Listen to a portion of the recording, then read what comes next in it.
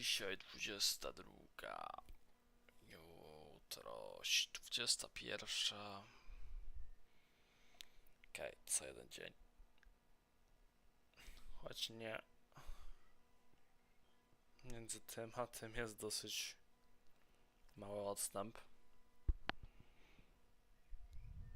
Między tym jest niemalże. Wait, jest 23 godziny. Są 23 godziny przerwy. Okej. Okay, there's one rat in the cathedral fucking pick'ems that has perfect pick'ems. In knockouts. They didn't do play-ins, probably because they CBA. And coincidentally he has the same name as me, so I will not confirm or deny whether this is my alt account or not.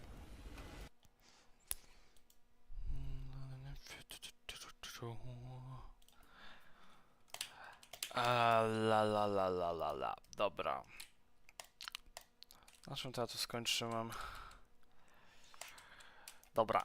Ostatnio był problem, że chciałem zrobić snapa do obiektów takich jak schody czy tam ściany. I faktycznie dodałem to, ale nie wiem, czy to był dobry pomysł. Faktycznie najeżdżam. Dopiero wtedy zaczyna snapować.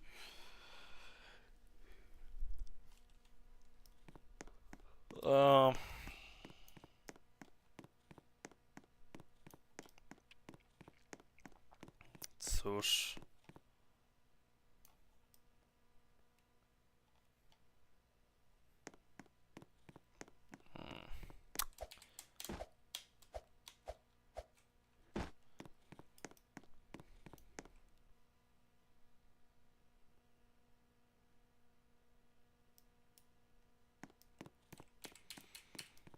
Nadal nie wiem, jak by to było.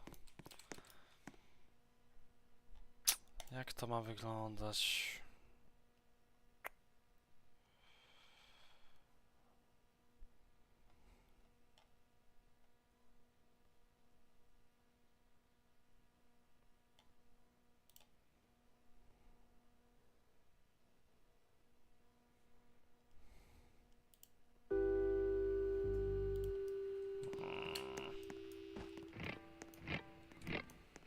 To jest bez sensu.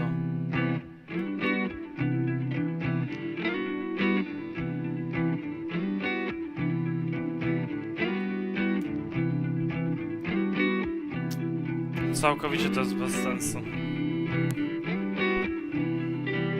She's the girl that I wanna kiss. She's got big red eyes and big red lips. She's got big sharp teeth and big fat hips.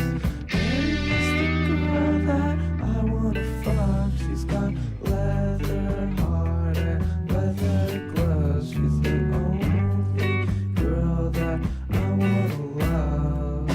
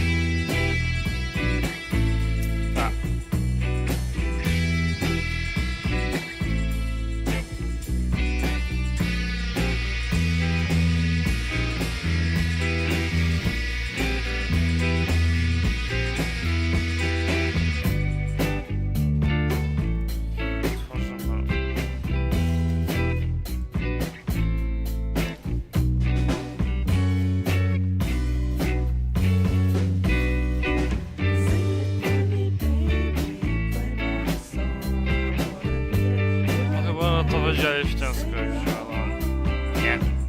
Nie ma szans. Nie ma szans.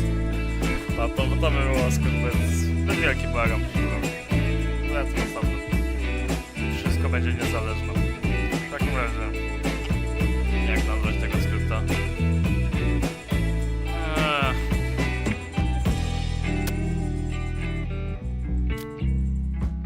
Fuck.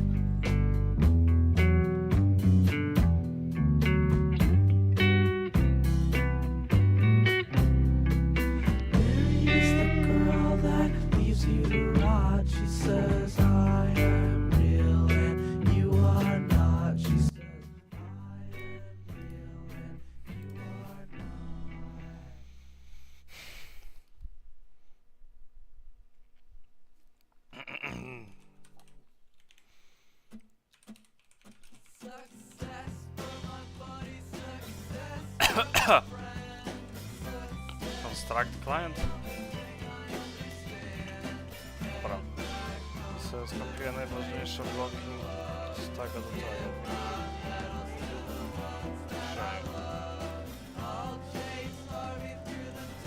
Pewno to.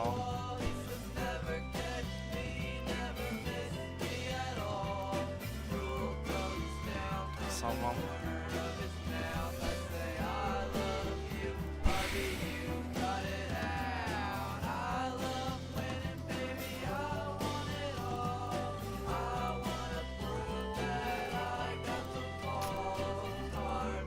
Na tym się na razie zatrzymam, ponieważ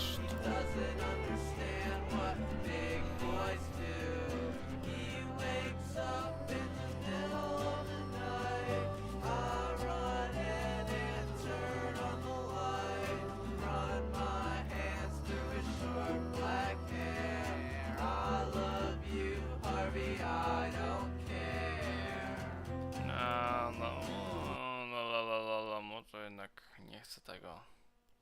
Sorry Harvey, Alex G.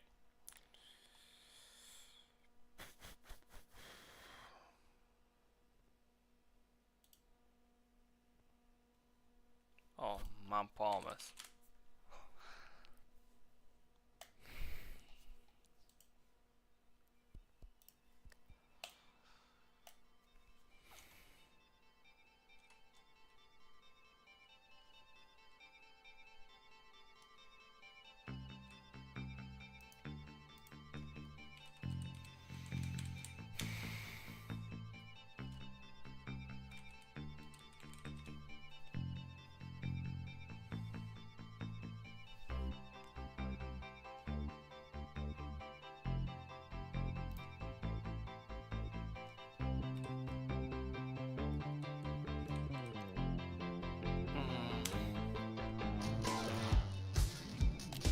Tak.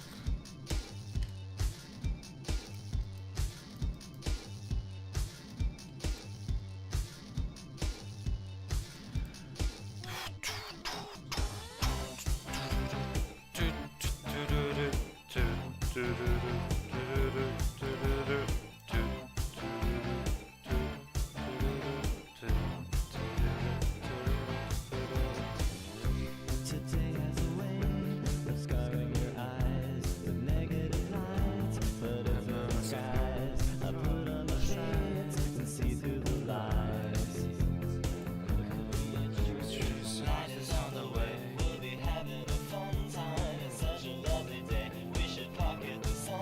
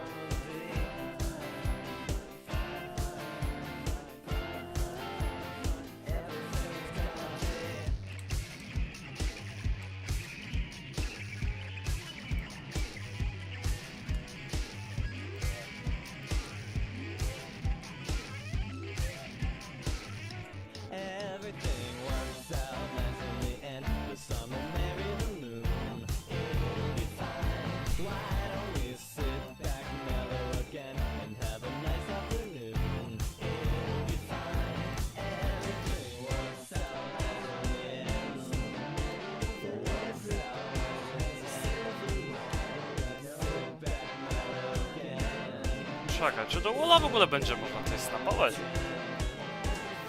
Nie.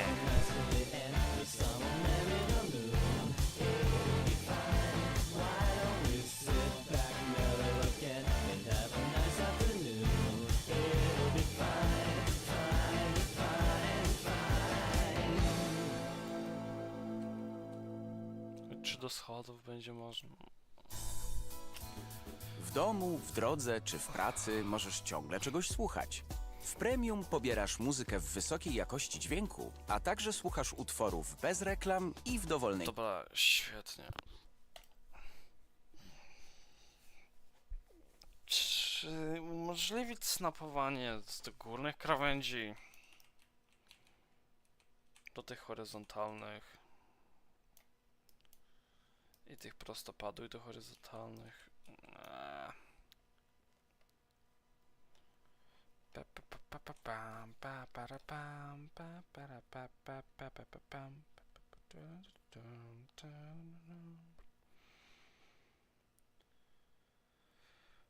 Szu.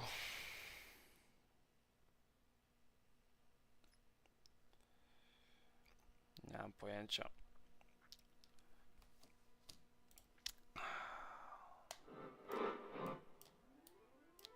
Here we go.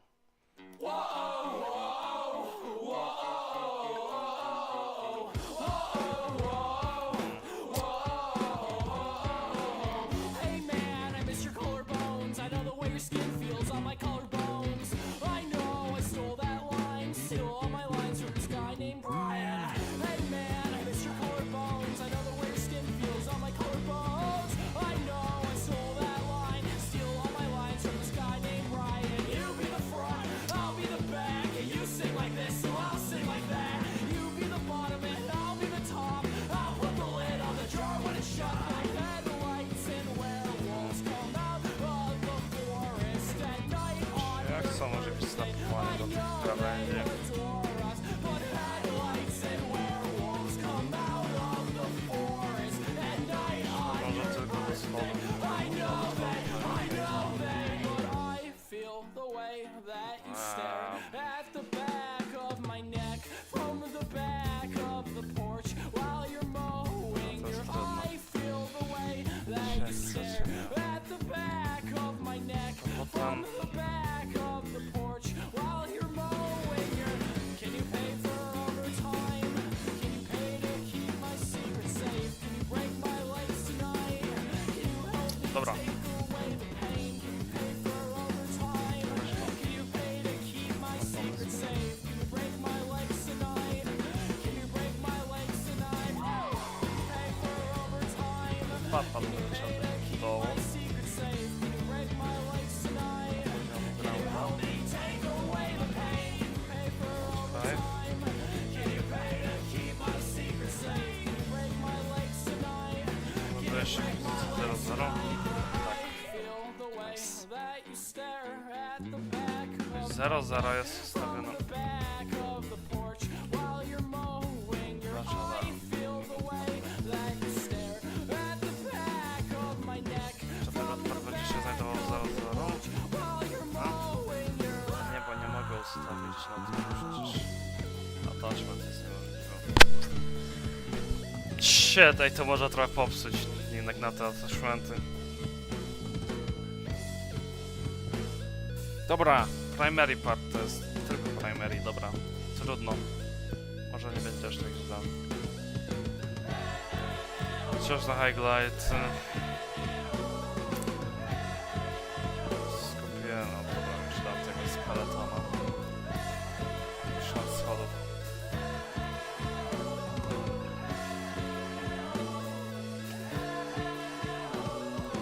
I feel the way that you stare at the back of my neck from the back of the porch while you're mowing your Can you pay for overtime? Can you pay to keep my secret safe? Can you break my legs tonight? Can you break my legs tonight? Oh, can you pay for overtime? Can you pay to keep my secret safe? Can you break my legs tonight? Can you break my legs tonight? Oh, fuck you. Part. I teraz tutaj. To dam szybko na środek. To już mam ustawiony origin? Chyba nie.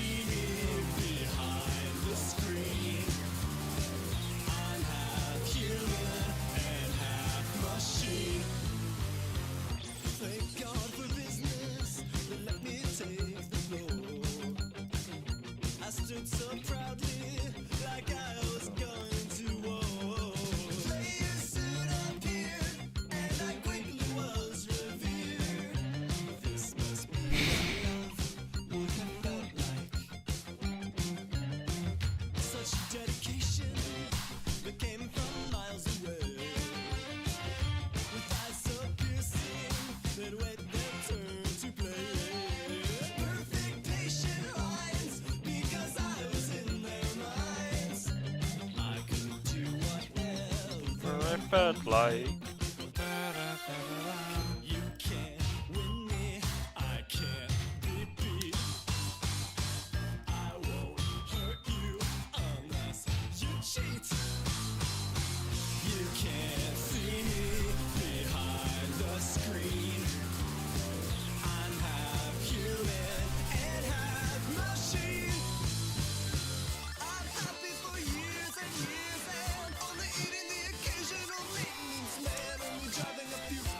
la la.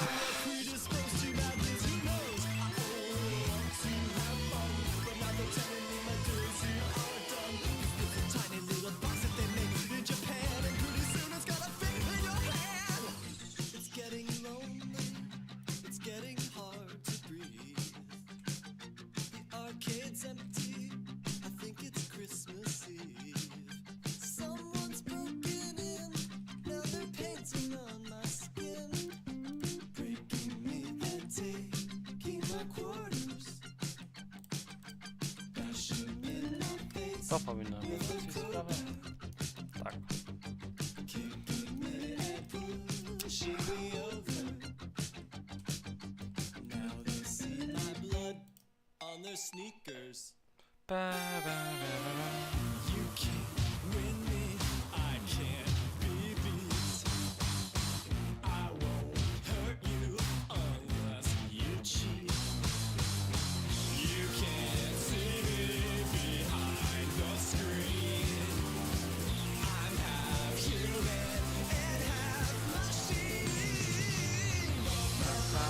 Ba, ba, ba, ba.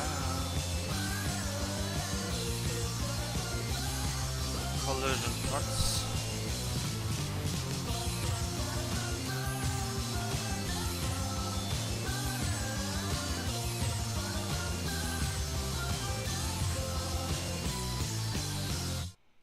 PKO Bank Polski. Nadajemy ton.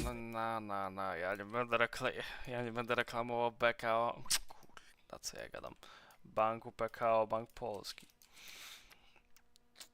Jestem na tyle dużym twórcą, że musieliby mnie zapłacić, abym mógł ich reklamować.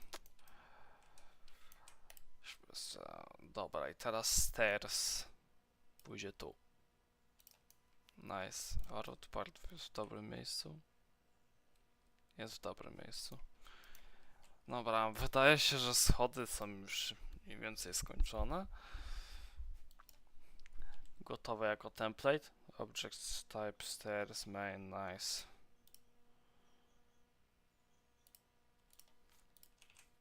Can collide.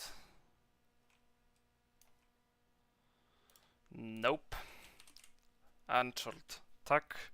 Jeszcze transparency damy na... Well... Ile mają te, które obecnie są? 0.3. No tutaj tak samo. Ujednolicenie.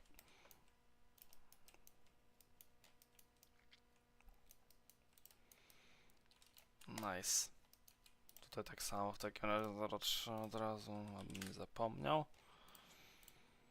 O, chyba sobie śniadanie muszę zrobić. Od kilku godzin nic nie jadłem.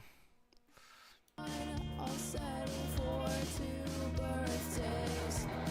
Devil town is colder in the summertime. I'll lose my mind at least another 1,000 times. Hold my hand tight, we'll make it another night. I still get a little scared of something new. Collision rocks. Falling doesn't feel so bad when I know you're falling this way too. We're all dead in Devil Town. That's fine, 'cause nothing's gonna scare us now. We're all in our dressing gowns. Mine's white and stripy, yours is green and brown.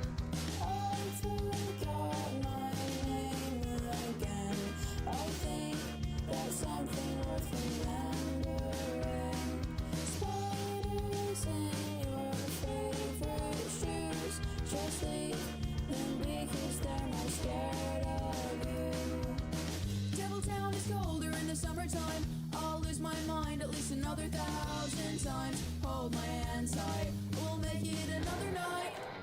I still get a little scared of something new, but I feel a little safer when I'm with you. Boom. Falling Size. doesn't feel so bad when I know you're falling this way To too. jedynie zatka się chyba zmniejszy na 1.01. Powinno dostawać.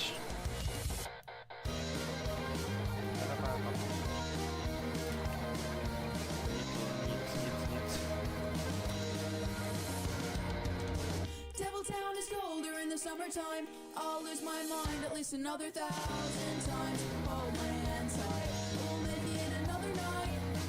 I still get a little scared of something new, but I feel a little safer when I'm with you. Falling doesn't feel so bad when I know you're falling this way too. Cast Shadow, bro. Na.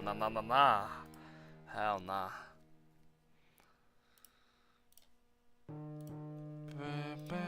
Treehouse.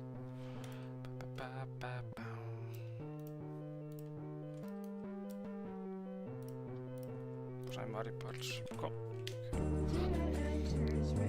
Doorway.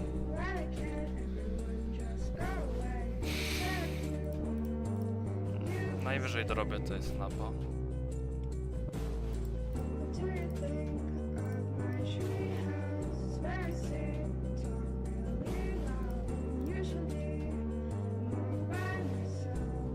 Okej, wydaje się, że mają obaj już całkiem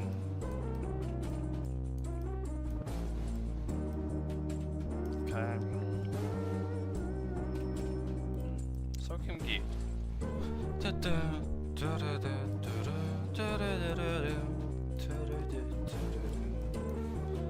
O, no. Dajcie mi jeden stat.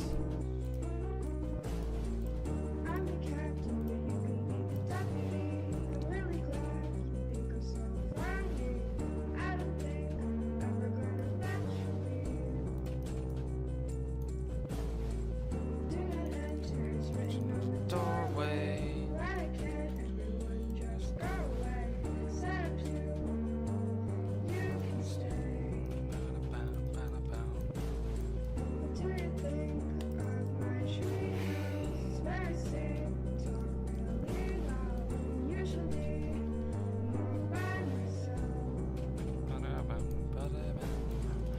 Dobra, teraz została jeszcze platforma.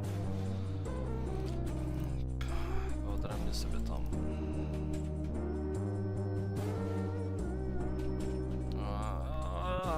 Muszę wszystkie położyć. Nice. Tarara, o! Okno, ale przewiew, przeciąg.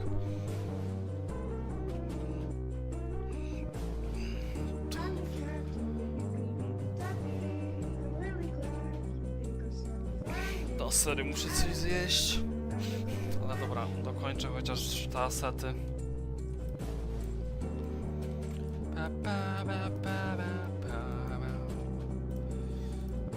To ma ta sama struktura co wcześniej, czyli te foldery. Collision parts. Yes, the candle, yo, it's sausage.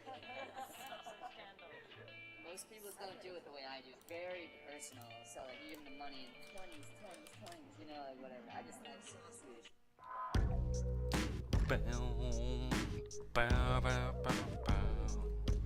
Collision parts. Tu dajemy root parta, dajemy tu primary part na platformę. To jest dobrze.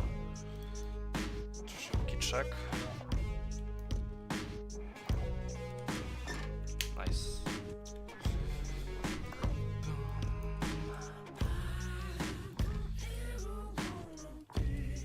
Pomoże.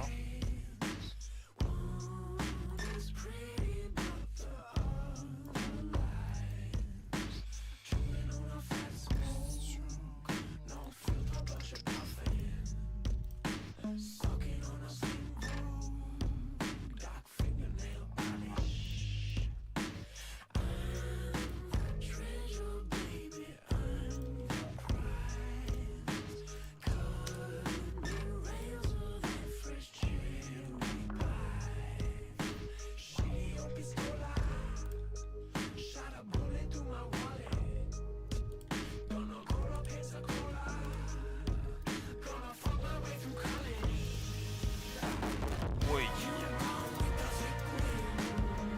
Sorry, jeden.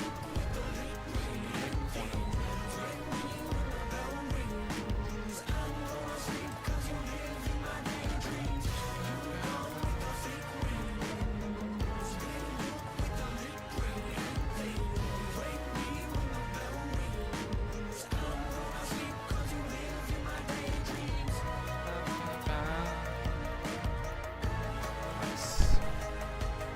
Very good, very good.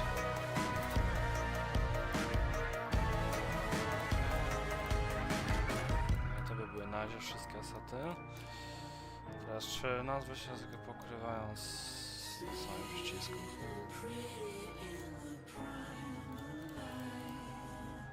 Tak.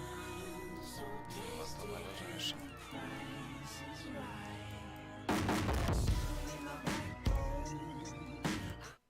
Dobra. Chwilka przerwy.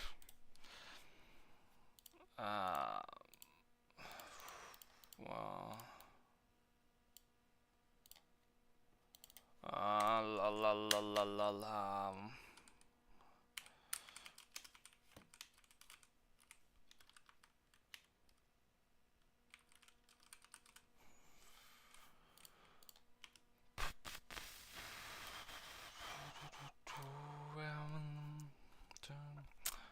Dobra.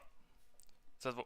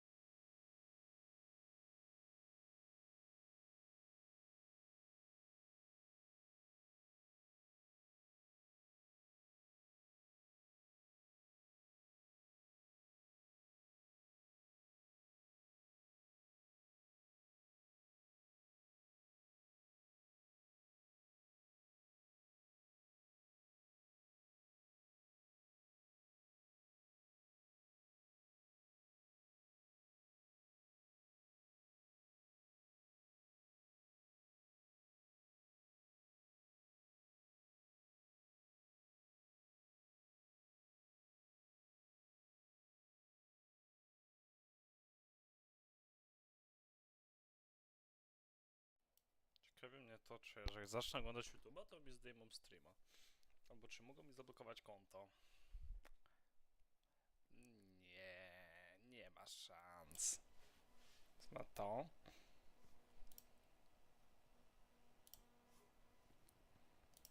Pokażcie mi to.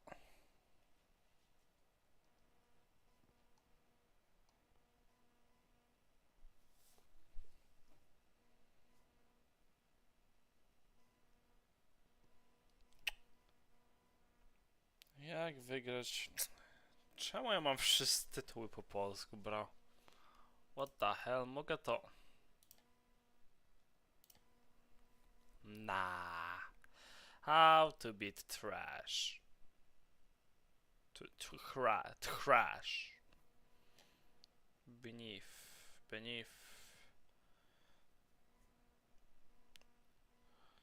Silent Hill Revelation. How to beat your rich kid boss in Send Help. The Killer Bear in Grizzly Night? Hell nah. How to beat your own stupidity in Return to Silent Hill.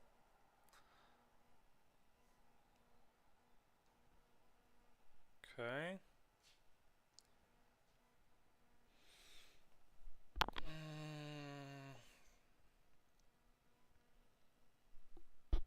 Nie, tego nie spoileruję sobie. Kukułka? Koku. How to beat Koku. Nie, dobrze to czytam. Koku? Bynajmniej tak zapamiętałem. Cuckoo. Koku. Okej. How to beat the sister in the ugly stepsister. No czemu wszystkie takie? Jak wykonać świąteczny kult w grze The Sacrifice Game? What the fuck?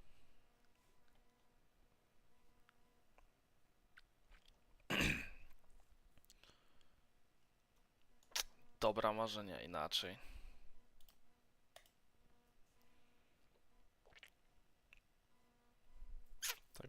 Tego nie chcę spoilerować. To wiadomo.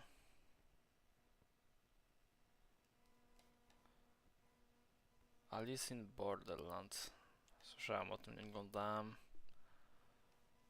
Dlaczego nie przetrwałbyś zielonego piekła? The Green Inferno.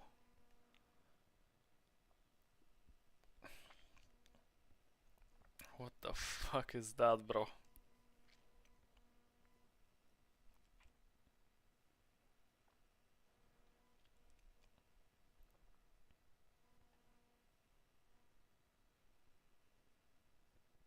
What? How to be don't breathe? Simply don't breathe, I suppose. It will lead to your death, but who cares? If you were trapped in a house, hunted down by a blind Special Forces killer, and you can't make a sound, what would... If you were trapped in a house, hunted down by a blind Special Forces killer, and you can't make a sound, what would you do? Dobra, w takim sensie. The characters in this movie thought robbing a blind man would be an easy job, only for it to turn into a brutal trap that takes a shocking turn towards the end. I'm going to break down the mistakes made, what you should do, and explain how to beat the blind soldier in Don't Breathe. Hell yeah.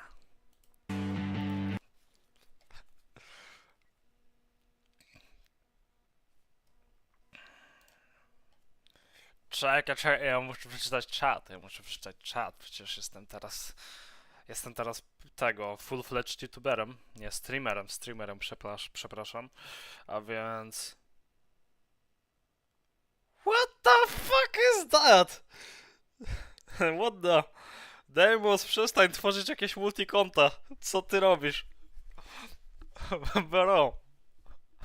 Przestań tworzyć multikonta, nie musisz.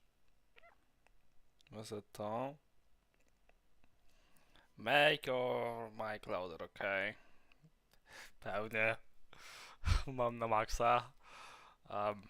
Nie wiem, może...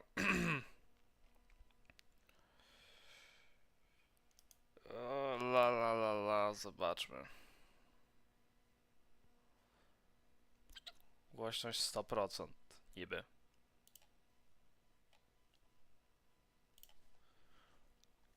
Czekaj, jak się na Windows 11 wchodzi w ten panel? Jajajajaj, gdzie jest ten panel?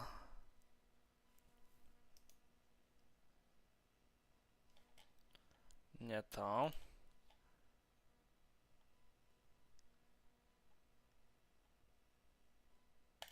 O, dobra, tutaj.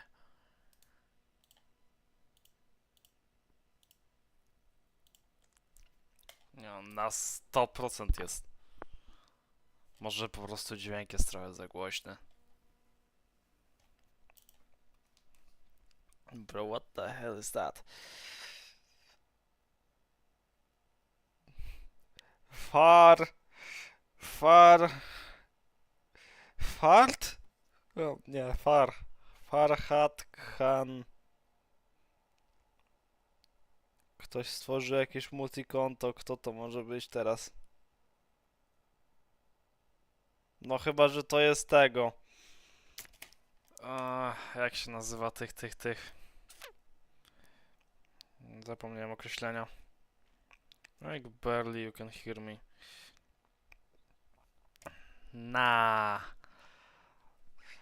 Bro, come on.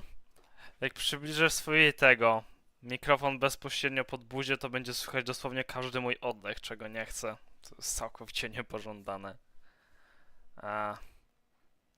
Może mam tu jakiś threshold ustawiony? Nie. No, wykrywam.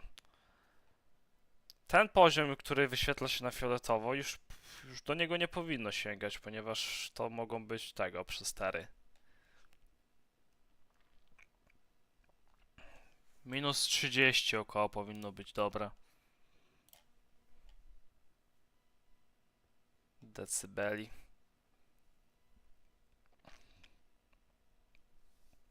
Choć teoretycznie mogę tutaj podgłośnić.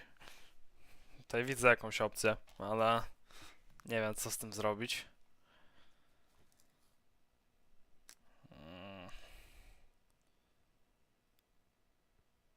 No nie, mój drugi uczestnik czatu zniknął. Na hella. Żegnaj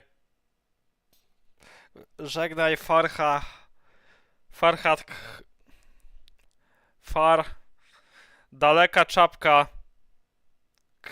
Khan. Mongolski Khan pewnie. 5, 4, 2, 1. What the hell is that?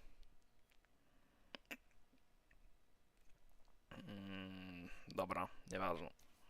Oglądam dalej. Nie oglądałem, nie oddychaj. Widziałem tych chyba urywek tylko. Rocky is a small-time burglar who's trying to make as much money as she can to leave Detroit and head to California with her sister. She finds out from her partner there's a house in Skid Row where a veteran lives alone, and a whole lot of cash is sitting around inside. She doesn't have a clue that this will be the last robbery of her life.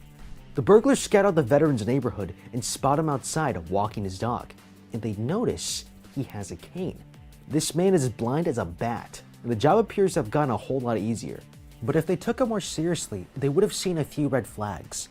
They noticed the cane, but not that he was extremely fit for his age. That means he's exercising and active. This guy's a war veteran with a killer instinct and a body to match. He probably even sleeps with a gun, and his Rottweiler already has it in for you. So maybe not as easy as they all think. Later that night, the team begins their robbery.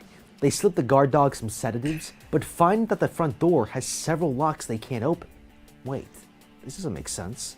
They have the key for the man's home security company. Why would he have extra locks?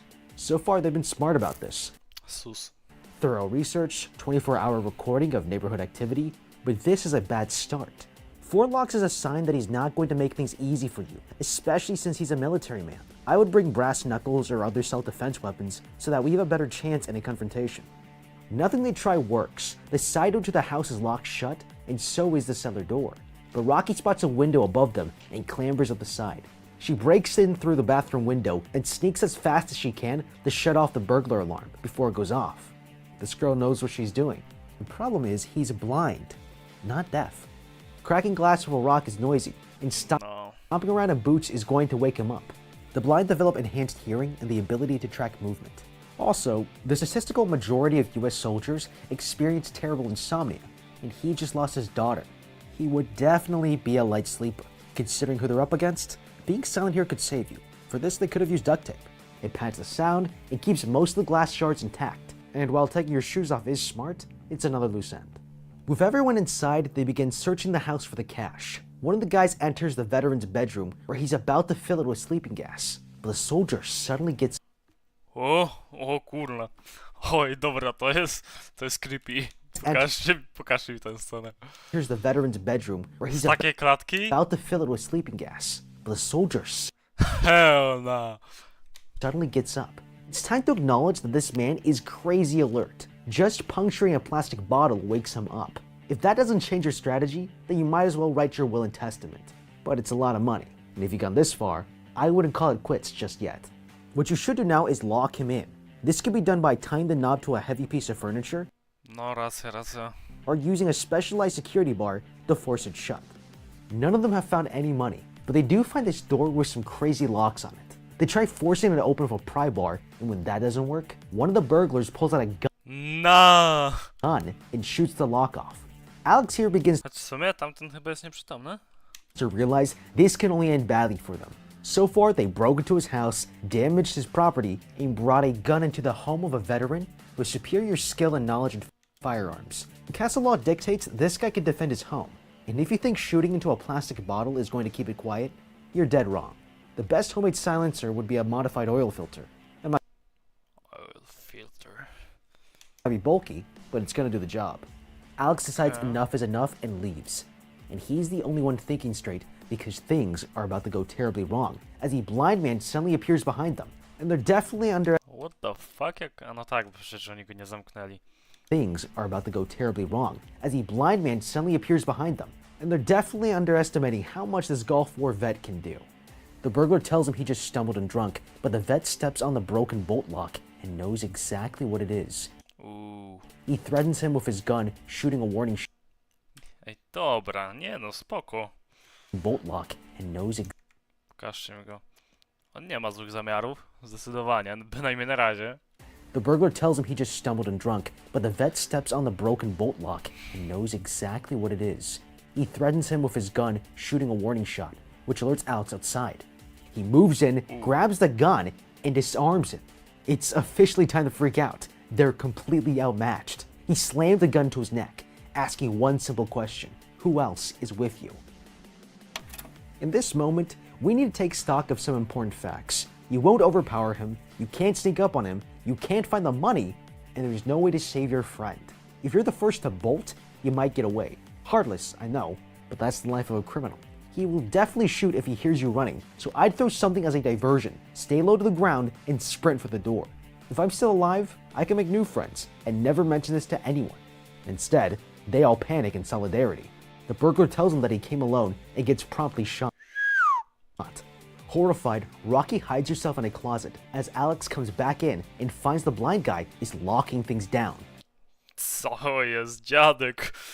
Co jest? Literally Dobra, on nie czeka na policję, on sam załatwi sprawy. locking the door shut and boarding up the broken window. Ej, dobra, co? No jednak nie, jednak chyba nie jest aż takim dobrym człowiekiem.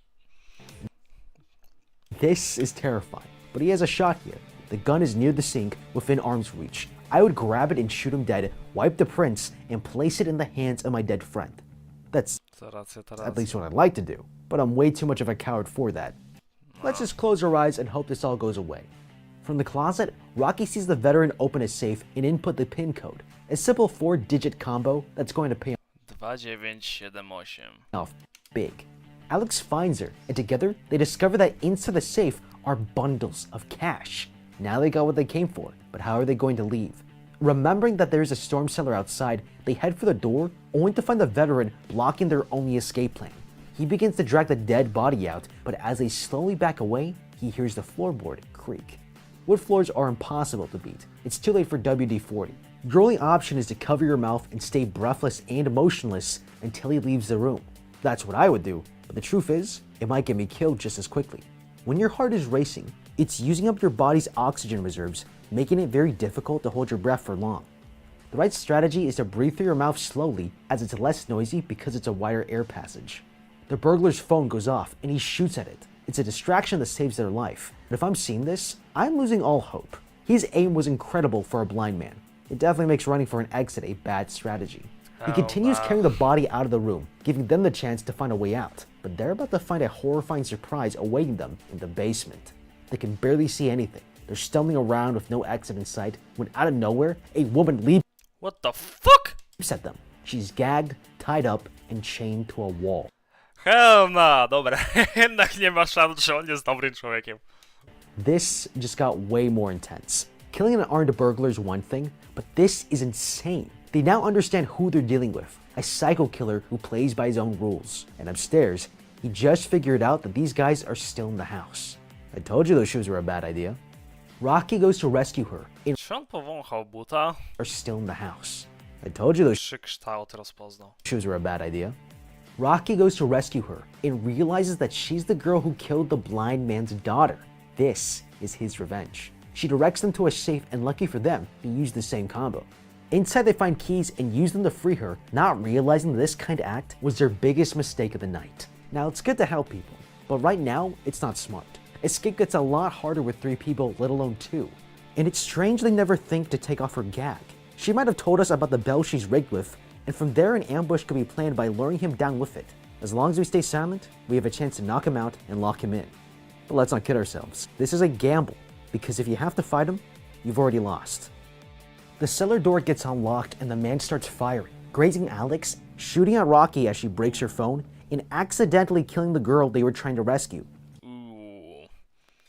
Ej, dobra, czemu w każdym horrorze czy tam thrillerze kobieta musi przetrwać? What the hell?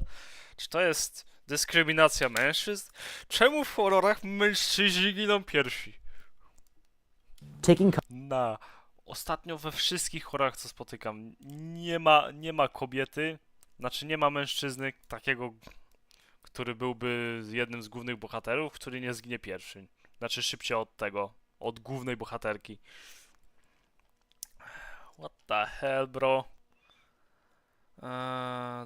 Dobra. Chcę jeszcze jedno zobaczyć.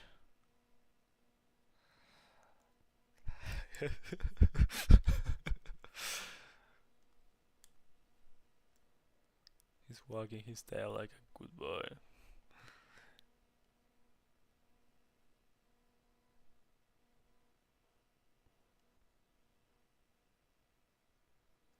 The only movie where farting is a literal death sentence. Niekoniecznie. cover, they retreat into the basement. The man cautiously steps down and slips in blood, realizing the woman is dead, and begins crying. This is not what you'd expect if she killed his daughter. There might be more to this than it seems. They watch from the shadows as the blind man locks the door and breaks the key in the hole, guaranteeing no escape. The burglar's only plan left is to make a break for the other room and get to the front Czekaj, czy ja źle zrozumiałem?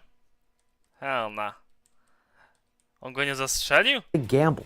And it's strange they never think of the night. Now killed the blind man's Dobra, to ja jestem debilem chyba. not smart. The cellar door gets down and slips in blood, realizing the woman is dead, and becomes unlocked. An ambush could be planned by luring him down with it. As long as we stay silent, we have a chance to knock him out and lock him in. But let's not kid ourselves. This is a gamble, because if you have to fight him, you've already lost. The cellar door gets unlocked and the man starts firing, grazing Alex, Alex. shooting at Rocky as she breaks her Dobra, bo było phone. dwóch chłopaków.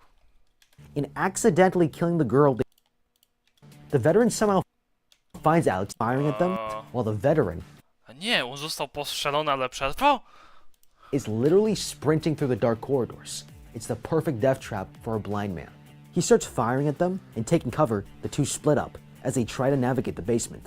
Rocky moves along a shelf and has no idea that she's about to bump into the veteran.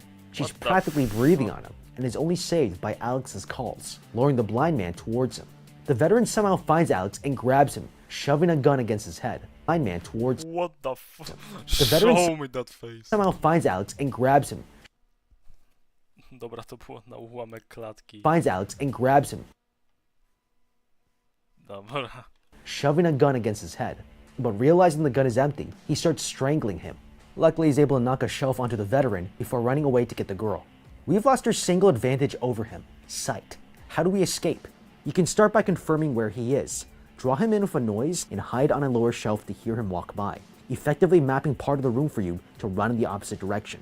He has the whole place memorized, but he will follow what he hears. Once he's distracted, make your way towards the light quickly. They scramble to get out of the basement and jam the door shut, but find themselves staring down a massive Rottweiler. Hell no. Rocky goes to unlock the front door while Alex tries his best to keep the dog calm. He nearly succeeds, until the veteran tries to break down the basement door, sending the dog into attack mode and forcing them upstairs. They barricade themselves in one of the bedrooms and try to escape through the windows, but they're barred. It's a bad situation that only gets worse as the veteran starts breaking through the door. Alex suggests pressing the panic button on his remote, making the point that the cops will overlook their robbery when they discover that this man is a murdering psychopath. And he's right. This lets them live, but not keep the cash, something Rocky isn't willing to do. The vet is still pushing through and they're running out of time, but they suddenly spot an air vent above that's big enough for one of them to slip through. Rocky squeezes into the crawl space just as the dog rams Alex, knocking him out of the window and on the skylight below. As if that wasn't enough, the psycho dog then climbs, knocking him out of the window and on the skylight Chyba przetrwał. below. As if that wasn't enough, the psycho dog then climbs its way into the shaft and makes its way towards Rocky to finish the What the fuck? No!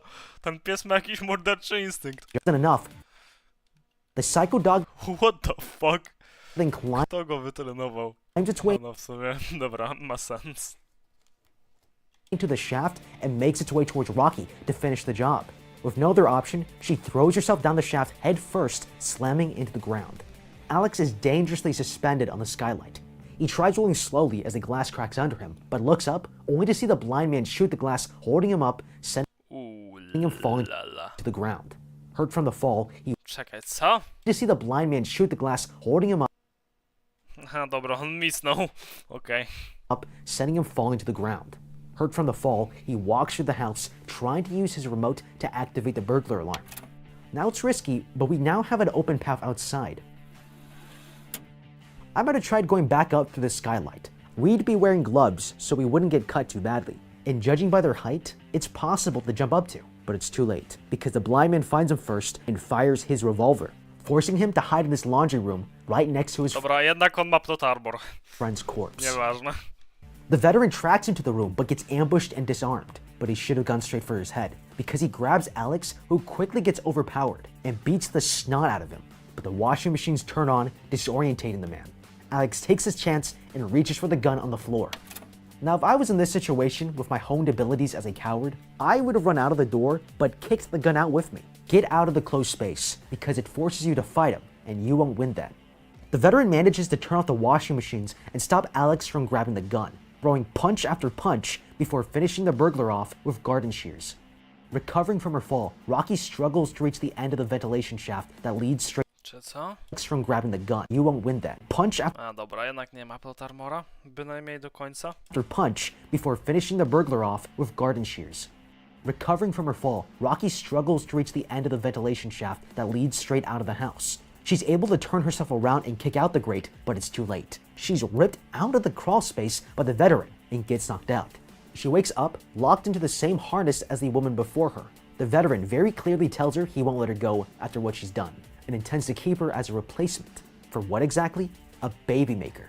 He was using the woman to make a new daughter for him to What the replace the one she had killed. Rocky is gonna stay with him for the next 9 months. It's almost impossible to escape from this unless you're prepared in advance. Handcuffs have a universal one-fits-all lock. If you're a criminal, they'll likely come in handy. You can tuck it in your waistband to access when you're cuffed. It's looking hopeless for her. The blind man has won and there's nothing she can do. But upstairs, Alex gets up from the floor. Dobra, jednak ma plot armor. He's still alive because the other burglar's body was stabbed instead of his. Now he has his best chance to escape. With some quick thinking, he's able to trick and lock the dog inside the laundry room, giving him time to unlock and open the front door. He needs to leave. It's not about money anymore. This is pure survival. If both of you are caught, it won't help anyone. He's had the drop on you at every turn, and without even being able to see. Get out and get help. Back in the basement, the veteran disposes of the girl's corpse and hoists up Rocky to prepare her for what's to come. Now, he's not going to force himself on her. Oh no, it's way worse. He grabs this bottle of frozen goo from a fridge, gets it nice and warm, and fills a turkey baster with it. It's an absolutely horrifying moment for Rocky, who tries to rip her way out of the harness, but there's no escape. This is going to happen. Just as she's given up all hope, blood splatters on her face, and the blind man gets knocked away by Alex. He came back to set her free, taking the cuffs off and placing them on him. She swears that she'll get the veteran arrested, but Alex points out that it would end badly. They've broken into his house, stolen his money, and assaulted him. It would be child's play for the guy to turn the cops against them. They have to let him go if they want to get away. It appears to be over, but just as they make it back upstairs and open the front door, Alex gets killed by the blind man. Dobra, i ostatecznie jednak nie ma plot armora. What the hell is that? A potem się okaże, że jednak przetrwał magicznie tego buleta. Gdzie on dostał? But just as they make it back upstairs and open the front door, Alex. Dobra, trajektoria wygląda na to, że przeszło. A to od kąta zależy, ale... Nie mam pojęcia. Ale wygląda na to, że mogło przebić z łatwością witalne organy. Gets killed by the blind man, leaving Rocky the sole survivor who makes it out of the house. It seems like she's safe, but then his dog comes bolting out of the house. You can't outrun a Rottweiler. It's not going to happen. If you're being chased by a dog, standing still and Dobra, na wysokie miejsce się dostań gdzieś. slowly walking away will usually work in this situation. But this dog might be related to Cujo, so I can't blame her for running. But she might have had a better chance to run around the back of the house, where there's more cover and more obstacles to put as much between yourself and this crazy canine as you can. It chases her all the way back to her car and snags a hold of the money bag, leaving her stuck inside. And to make matters worse, she dropped the money outside the car. The keys are nowhere to be found. She's trapped. But Dobra, co jest z tym psem? she comes up with an ingenious plan that would have made MacGyver proud. She opens up the trunk to lure the dog inside and then yanks on the rope she attached to trap him in, Dobra. Genius, faktycznie. while at the same time pushing the passenger seats back into place, effectively caging the dog, at least for a moment, before it rips its way out. Okej. Man, this dog has no chill. It gets Literally. so close that it's almost able to bite her, and this gives her the chance to hook the release latch onto the dog's collar, pulling it back and giving her the space to get out and grab the bag. Now, if only she was a Pojawia się kur znowu Old Man. bit more careful, she would have gotten away. Dragged back to the house I znowu. and dropped right next to Alex's corpse, it's utterly hopeless. But maybe she's got one last trick up her sleeve. She grabs Alex's remote and activates the panic button. Alarms start blaring throughout the house and overwhelm the veteran. Rocky picks up a pry bar and blitzes the blind man, hitting him as she cleverly Po prostu go już zabij. takes advantage of his confusion. But just as she's about to land one more blow, the alarm shuts off. The veteran hears the floorboard creak behind him, and he Czemu się zatrzymałaś? Czemu? turns. But he's too slow on the draw and gets sent flying, Okej. knocked into the basement floor where his gun goes off, shooting a leaky hole into himself during Yo. the fall. She takes a breath as if for the first time all night. With the money in hand and the veteran dead, Rocky leaves the house just in time before the police arrive. Later, as she and her sister are waiting at a train station, she sees a news report about the robbery. There's no mention of her or any money being stolen, but the veteran is still alive, Yeah. recovering in the hospital. He hasn't told anyone about what really happened, but who knows what he'll do once he's finally out. But what do you think? How would you beat the blind soldier? Let me know with a comment down below. Thank you so much for watching. Leave a like.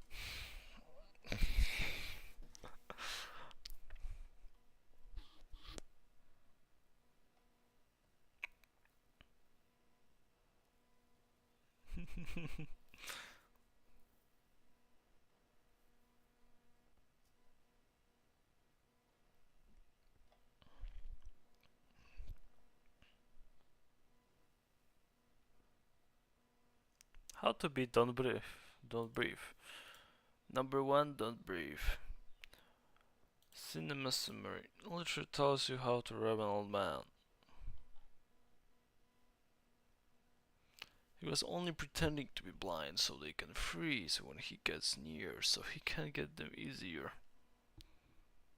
Bro. To by był niezły twist. Dobra.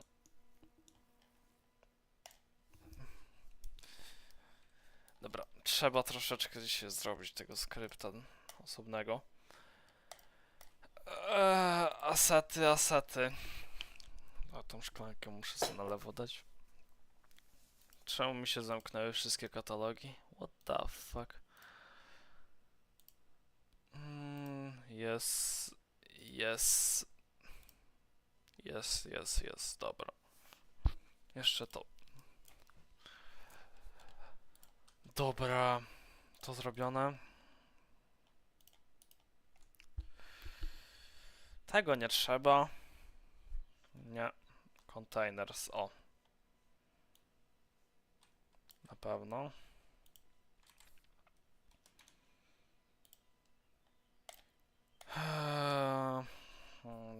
To się zobaczy.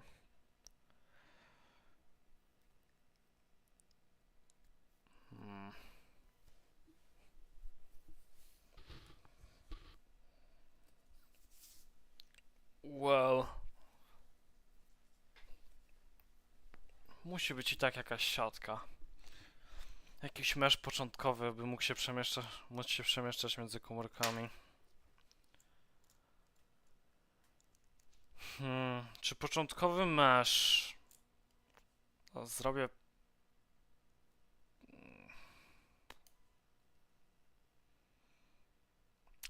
Whatever. Już mam przecież początkowy, mniej więcej.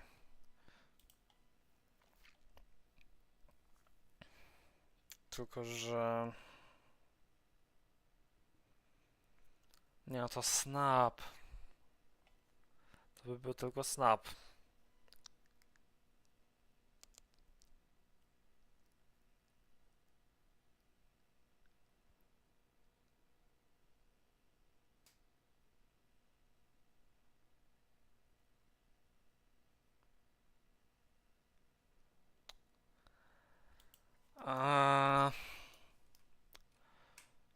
Czy zrobić...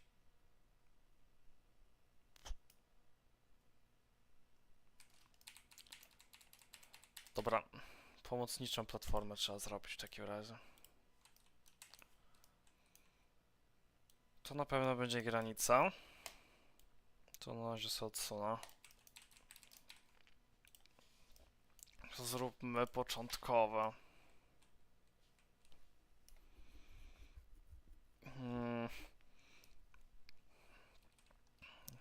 Cóż.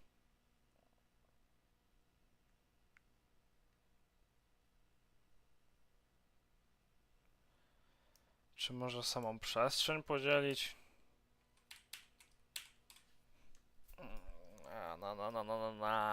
A może? Samą przestrzeń. Dobra, zrobię coś takiego.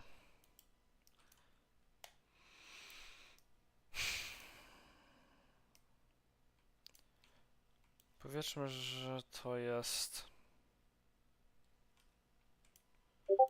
Będzie to wielkości...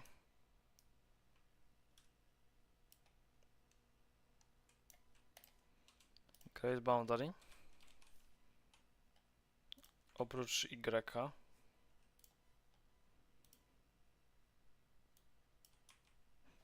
To jest 200. Nice. Czyli Y dam na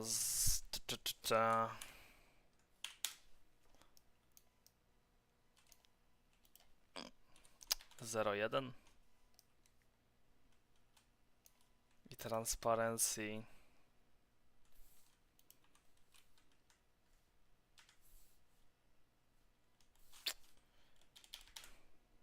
1.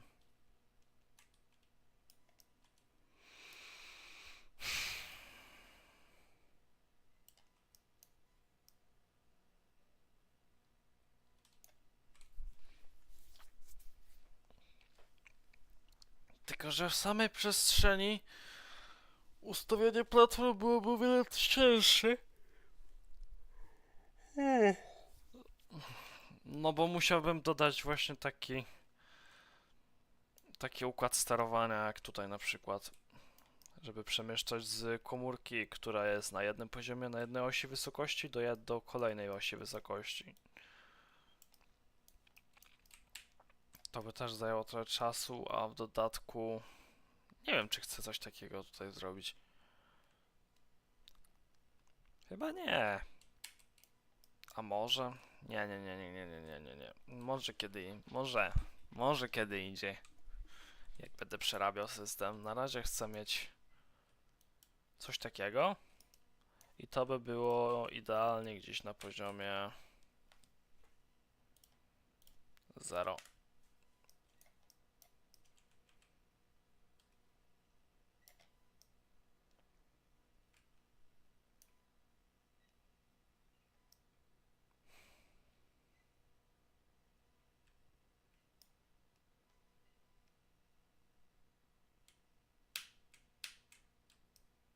No chyba, że skorzystać z tego i zrobić to na jednej osi Y.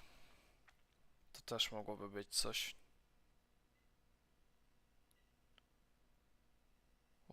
Well. Dobra. W takim razie.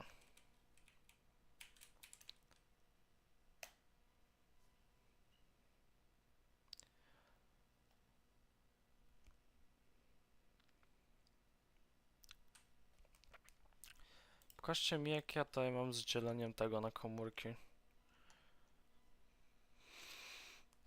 Platform size dzielę na cell size, wiadomo. Row przez cell size otrzymuje ilość kolumn i ilość wierszy. Pozycję, wiadomo.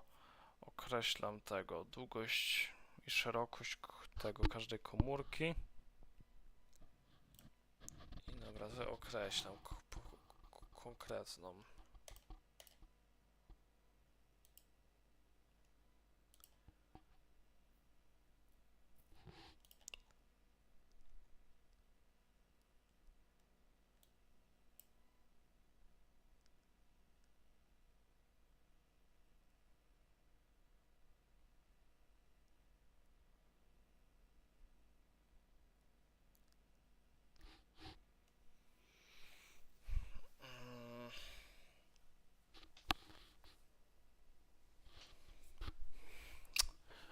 Dobra, zobaczymy, jak to będzie się sprawować w takim razie.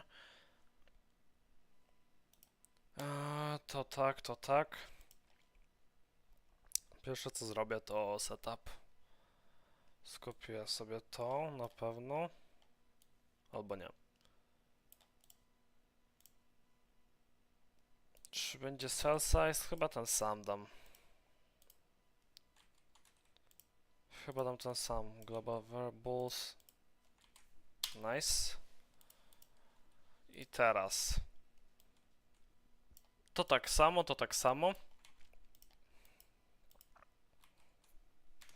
Identycznie.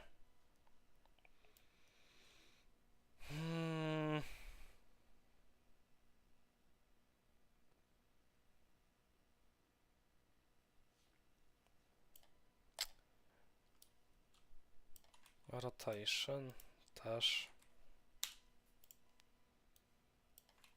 I też. Nice. Teraz setup.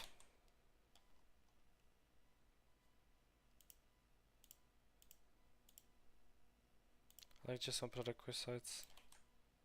To też musi być... Nie mam? Nie mam.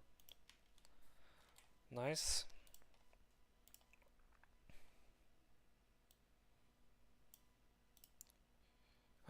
Dobra, tutaj od razu zaraz pod.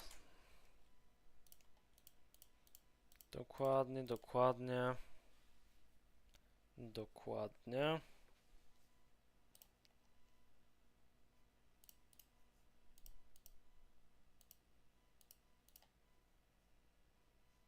Może być.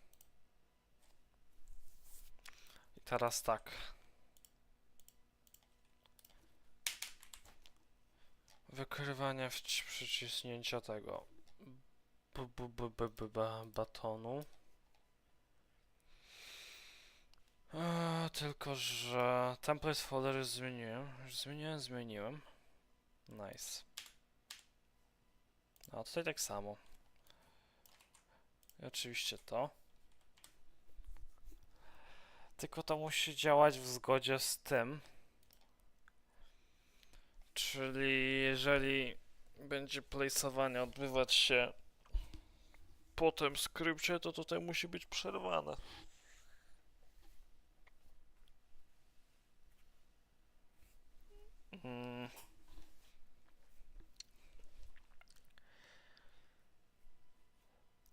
Czyli trzeba zrobić chyba pętlę. Taki jest minus właśnie rozdzielenia w dwóch skryptach.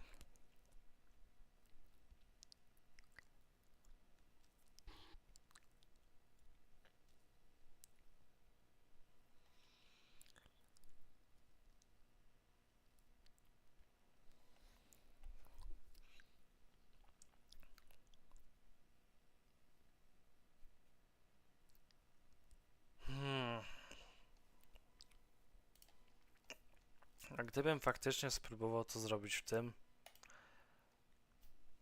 Dobra. Potem pomyślę, czy może tego jednak nie wtrącić do tego skryptu, jak już będę miał zrobiony ten skrypt. Najwyżej zrobię fuzję.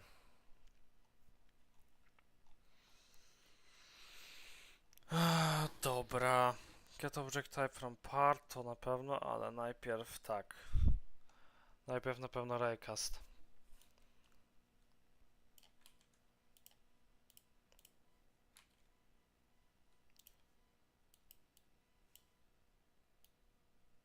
I tutaj zamiast platform zrobimy create boundary.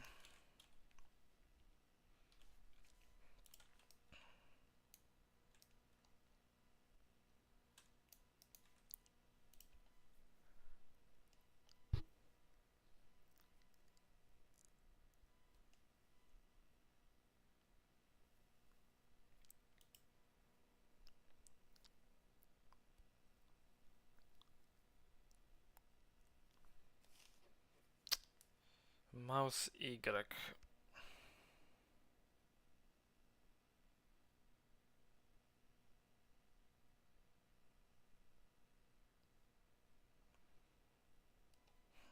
Niech to przerobić fajnie.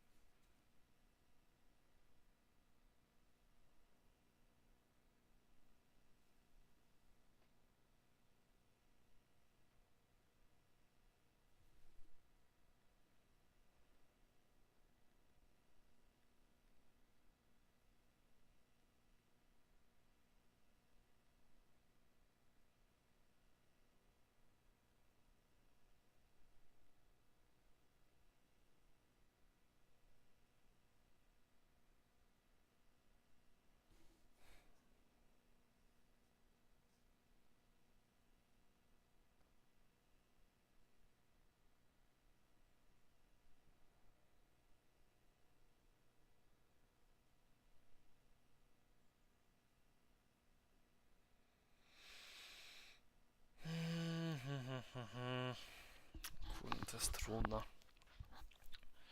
Jak to dobrze zorganizować?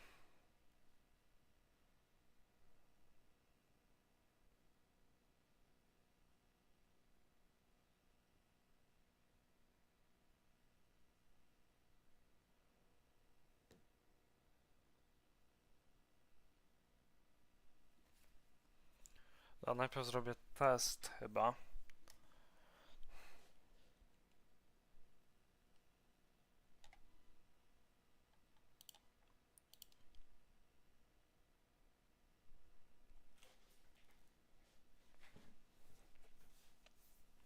A może? To dam tu.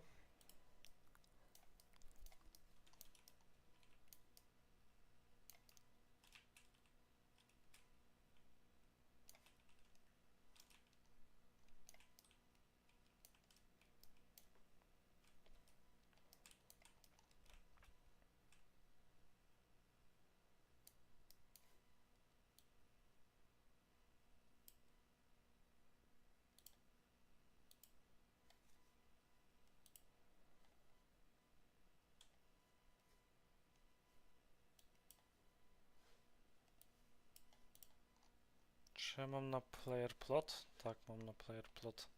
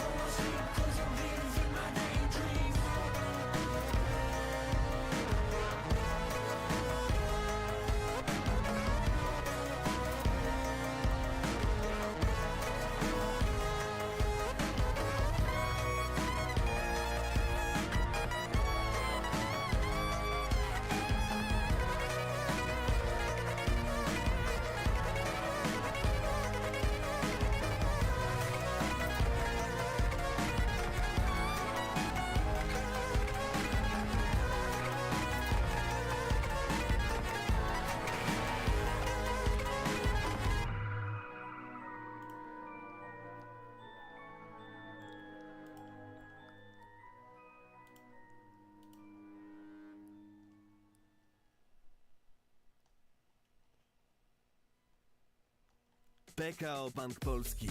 Nadajemy ton festiwalowemu latu. Do zobaczenia Wow. na Audio River w Łodzi od 10 do 12 lipca. Partner główny festiwalu PKO. Twój bank polski.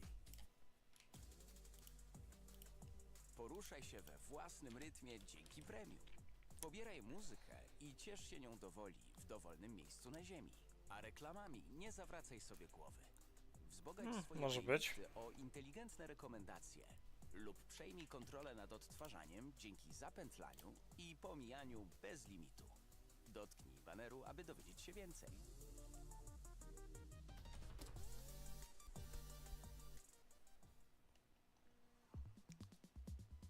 Jak się słucha w Spotify Premium? Cieszysz się w pełni swoją muzyką, odtwarzając utwory bez przerw na reklamy, a na dodatek w dowolnej kolejności, wyższej jakości dźwięku i w trybie offline. O takie muzyczne doznania chodzi. Dotknij baneru, aby dowiedzieć się więcej.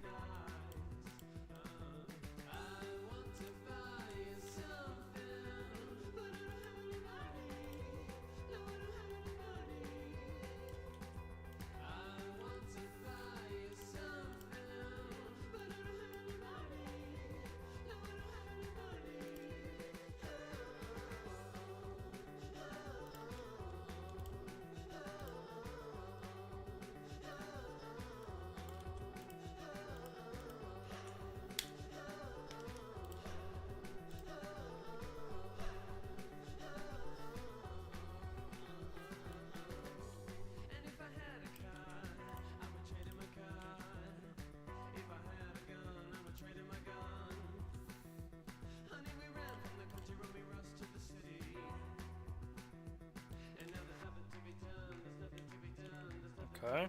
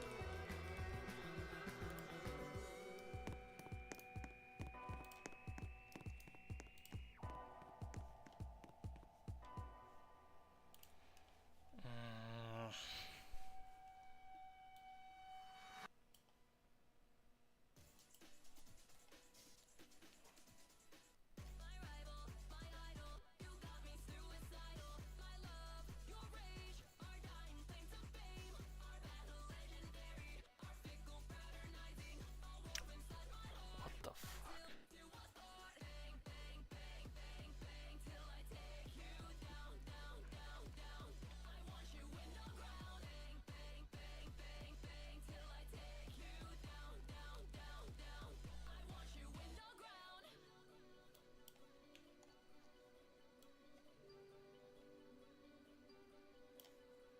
I've had a lot of regrets, but with the time I have left, I want you to use me.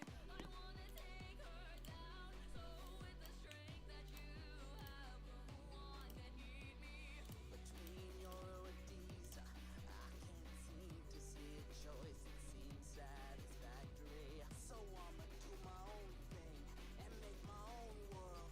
Won't you be there beside me?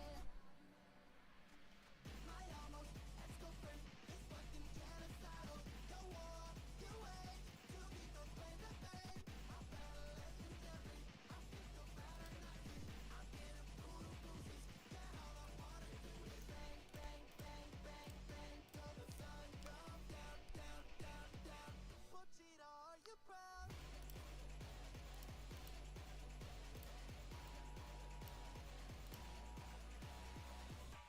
They have been repaid many-fold, and the end is not yet. With this bomb, we have now added a new and revolutionary increase in destruction to supplement the growing power of our armed forces.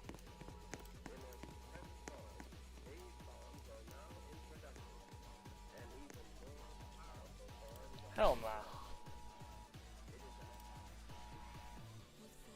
I got it. How could I have forgotten the power oh so strong? They made an atom bomb. The fear of war rising. The people are in What the? Nah.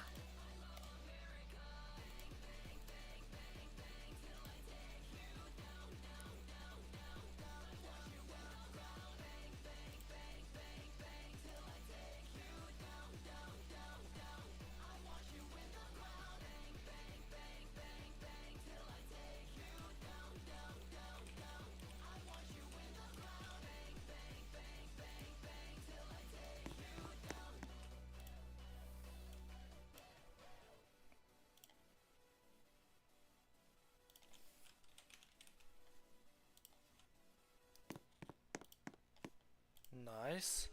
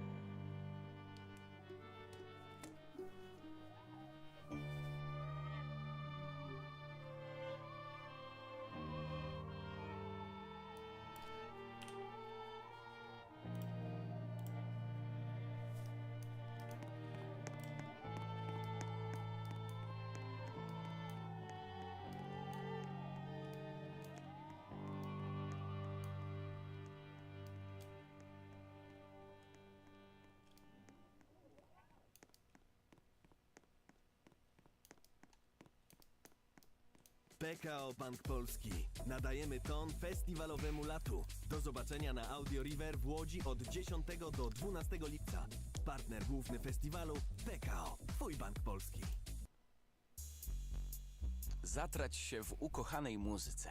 Słuchaj pobranych playlist w trybie offline, gdziekolwiek jesteś, albo odtwarzaj w kółko swoją ulubioną piosenkę dzięki nieograniczonemu pomijaniu. Wszystkie utwory bez przerw na reklamy czekają na Ciebie w Spotify Premium. Dotknij baneru, aby dowiedzieć się więcej.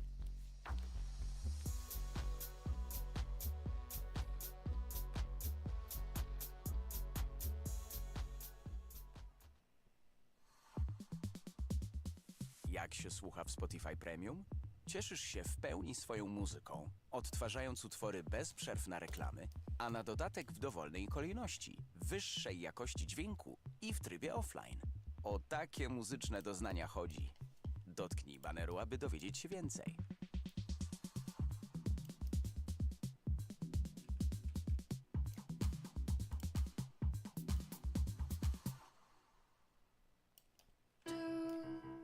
Birds on a wire.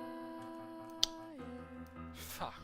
One tries to fly away, and the other watches it close from that wire. He says he wants to as well, but he is a liar. I'll believe it all. There's nothing I won't understand. I'll believe it all. I won't let go of your hand. Two birds on a wire.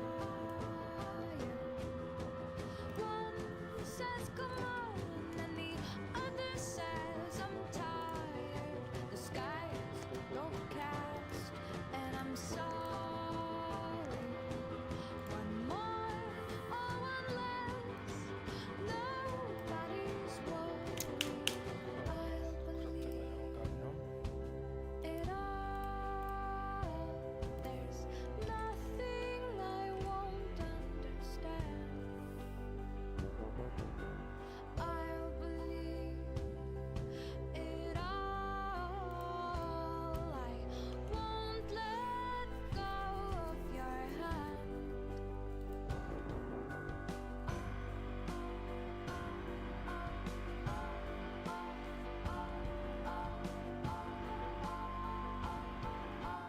Two birds of a feather say that they're always gonna stay together, but one's never going to let go of that wire. He says that he will, but he's just a liar. Two birds on a wire. One tries to fly away, and the other watches him close from that wire. He says he wants to as well, but he is a liar. Nie.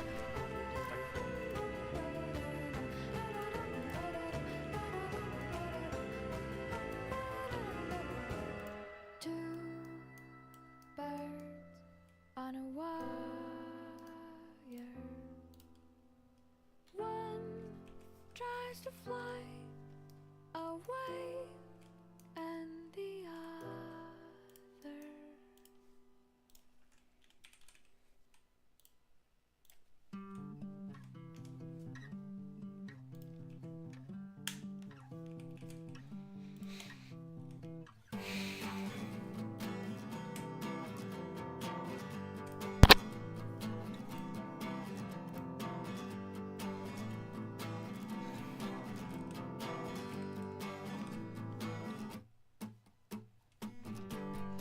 Lucy late on her back, on my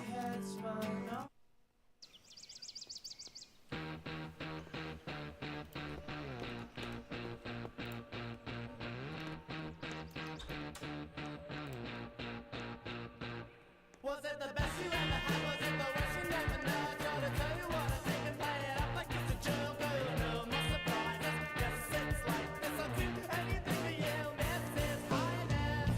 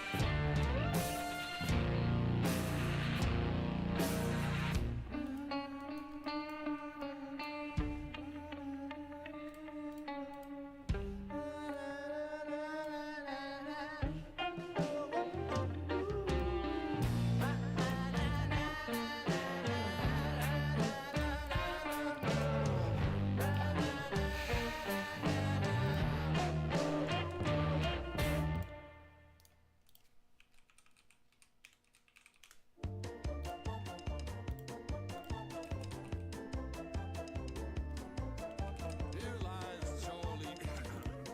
You can tell it's him because we put his name on the stone. We kept his showers ice cold, used eco-friendly light bulbs. Rode his bicycle to work when the gasoline price rose. He'd judge with no pretense, fish on the weekends. Each morning get up, do the pledge of religion. Never swim in the ocean for fear of shark attacks. By monthly get his wife a rose with the heart attacks. Avoiding all the little things that were hard to ask. Had a car crash, cardiac arrest, died of a heart attack. Open escalator, all his friends and neighbors huddled there in prayer around the respirator.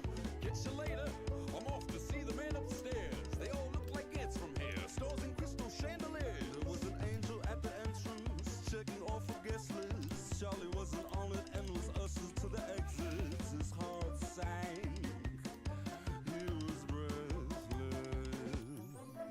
Excuse me, sir, there must be someone you've confused before. If I could see someone who knew me or someone in uniform, I go to church on Sunday, truly usually more. Screaming at the angels while they pushed him through the door. Excuse me, sir, there must be someone you've confused before. If I could see someone who knew me or someone in uniform, I go to church on Sunday, truly usually more. Screaming at the angels while they pushed him through the door. Abandon all ye who enter. It was a horrifying sight, but sounded like an adventure. Fall beyond the halos and the castles and the clouds. Fats are squealing, shackled with some apples in their mouths. Attention whores and padded roars hanging from extension cords. Tortured with the products from the favorite catalog. Here we buy and sell a million kinds of hell.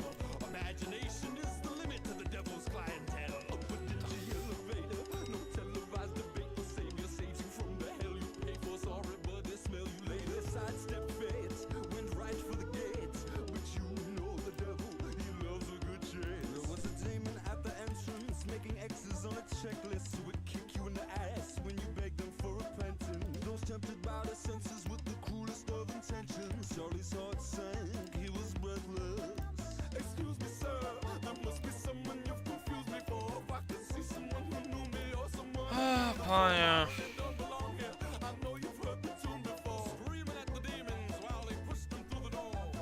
to za bardzo.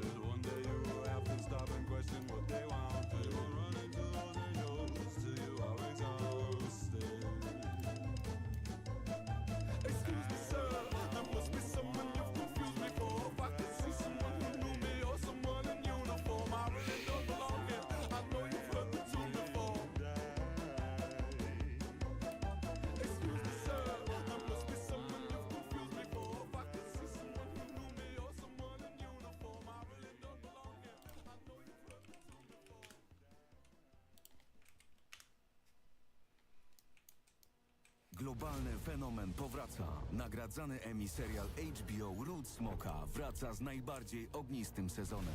Królestwo stoi nad przepaścią. Władza jest do wzięcia. Nikt nie zamierza ustąpić. Wojna o tron zaraz wybuchnie. Nowy sezon przynosi zapierające dech widowisko, zdradę i szokujące dramaty z uniwersum Gry o Tron. Oglądaj Co serial, tu o się którym dzieje? będzie Czemu to nie mówił działa? cały świat. Ród Smoka powraca Dobra. 22 czerwca tylko w Jestem HBO Max. confused.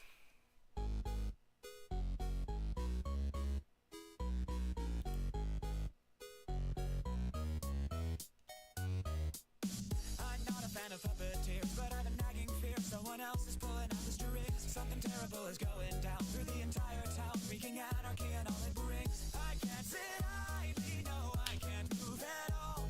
I curse the name, the one behind it all. Discord, I'm howling at the moon and sleeping in the middle of a summer afternoon. Discord, what heaven did we do to make you take no other way?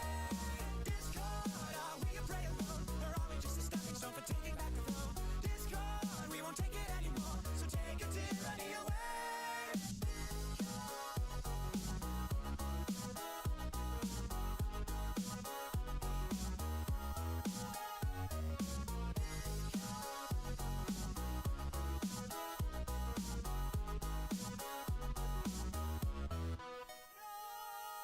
I'm fine with changing status quo, but not in letting go. Now the world is being torn apart. A terrible catastrophe, played by a symphony. What a terrifying work of art. I can't sit idly, no, I can't move at all.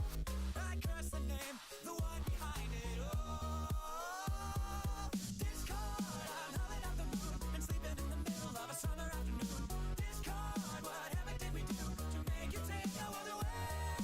Discord, are we a prey alone, or are we just a stepping stone for taking back the throne? Discord, we won't take it anymore, so take a tyranny away.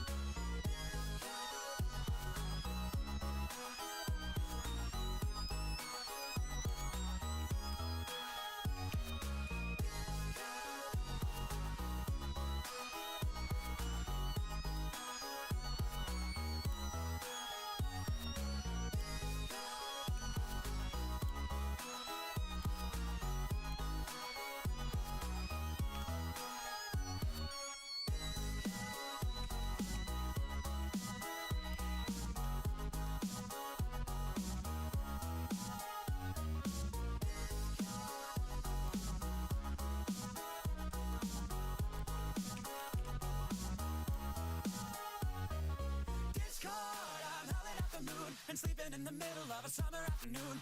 Discord, what heaven did we do to make you take no other way?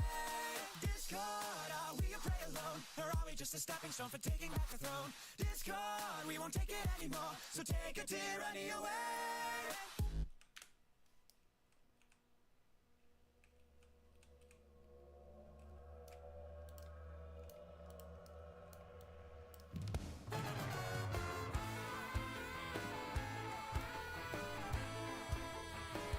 Może być. Have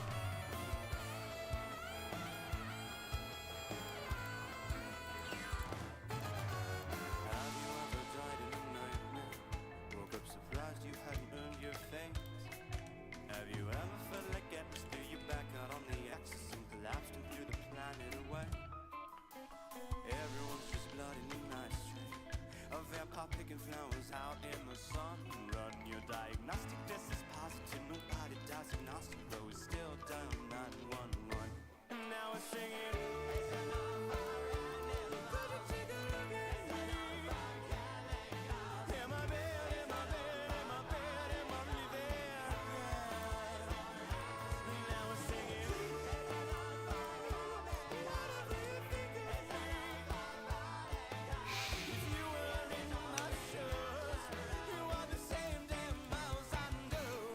We're only tuning to the tone of the bell curve now. Ask not for whom it tones. But with my head up in the clouds, I can't see so much ground. And from here, yeah, I look like ants in a row. It doesn't take a killer to murder. It only takes a reason to kill. We've all got evidence of innocence. It's everything's coincidence. The difference between fate and free will is whether you're singing.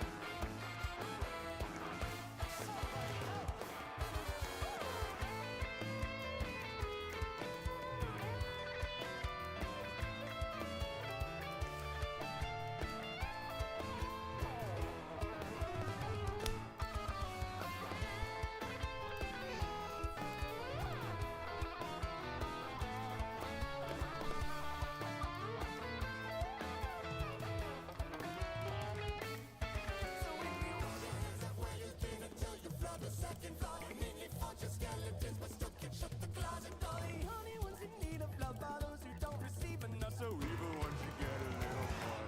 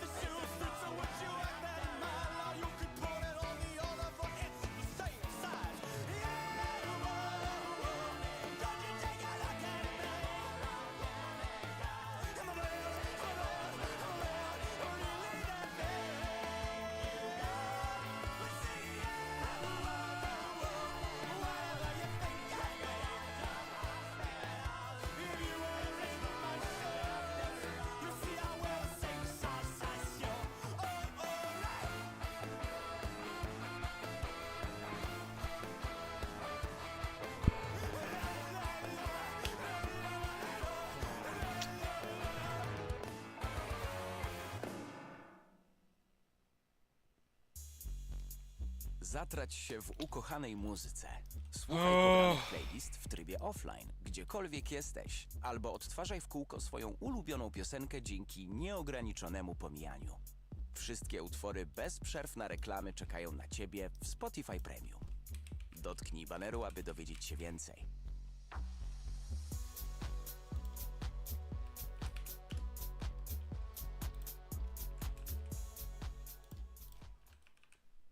Różne chwile domagają się różnego podkładu muzycznego. Bez względu na to, czy trzeba rozkręcić imprezę, czy wyluzować się po ciężkim dniu, dobierzesz odpowiednią ścieżkę dźwiękową dzięki muzyce bez reklam i odtwarzaniu pobranych utworów offline w Spotify Premium. Dotknij baneru, aby dowiedzieć się więcej.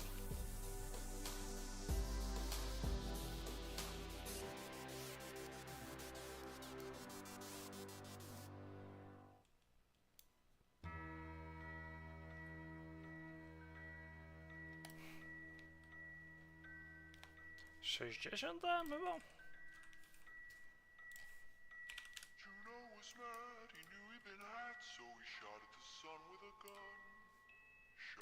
son with a gun shot at his wily one only friend.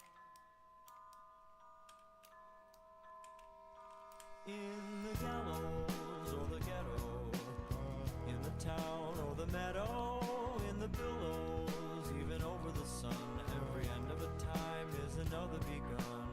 You understand mechanical hands, or the ruler of everything, ruler of everything. I'm the ruler of everything in the end.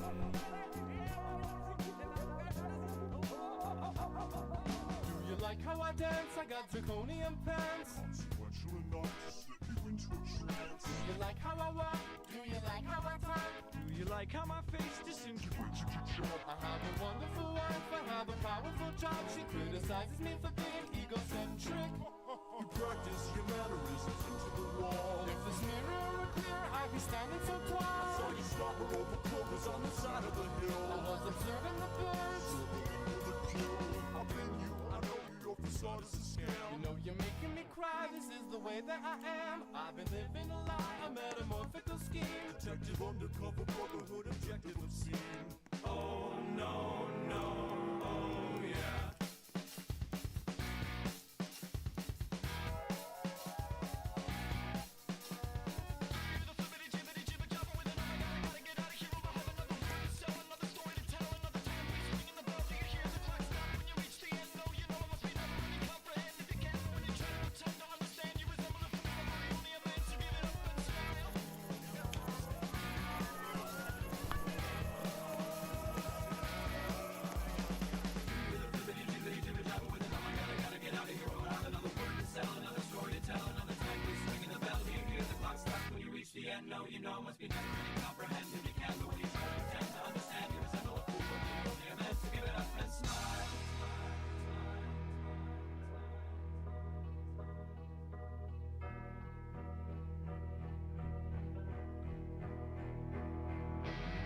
You understand mechanical hands, or the ruler of everything. Ruler of everything. I'm the ruler of everything in the end.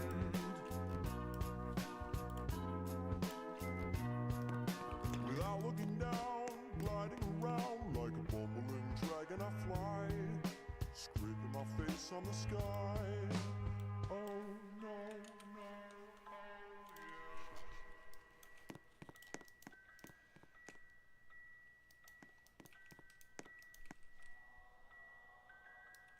Ty chyba idealnie.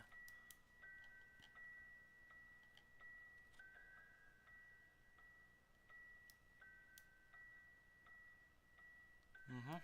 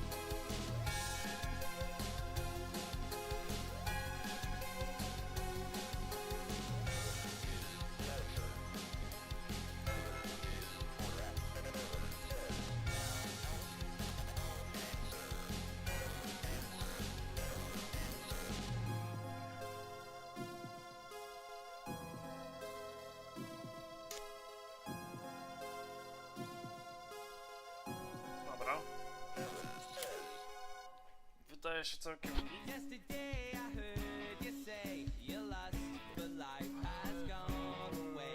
It got me thinking, I think I feel a similar way, and that's sad. That's,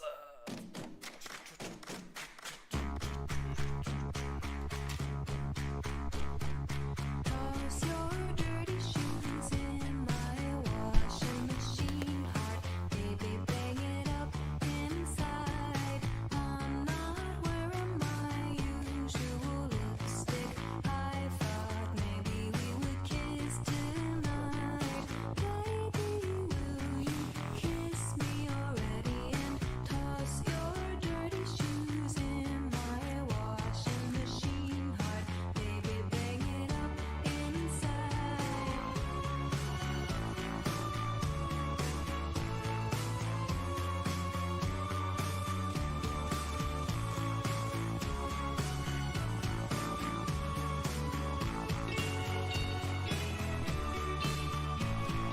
Baby, though I close my eyes, I know who you pretend I am.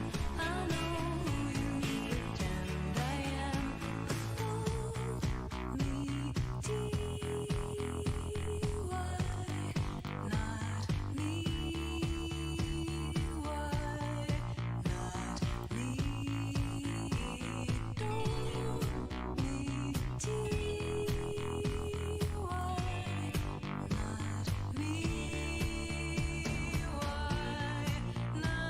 me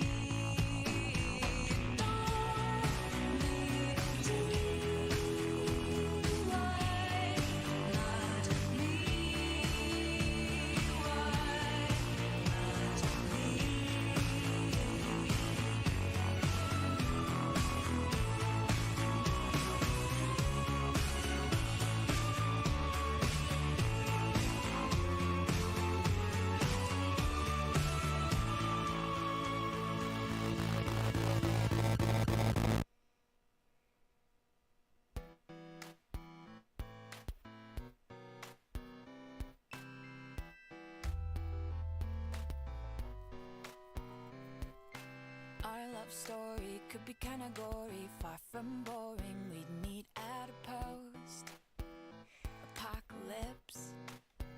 Yeah, I'd be slowly walking in a group stalking you. You'd be the only man alive that I could not resist.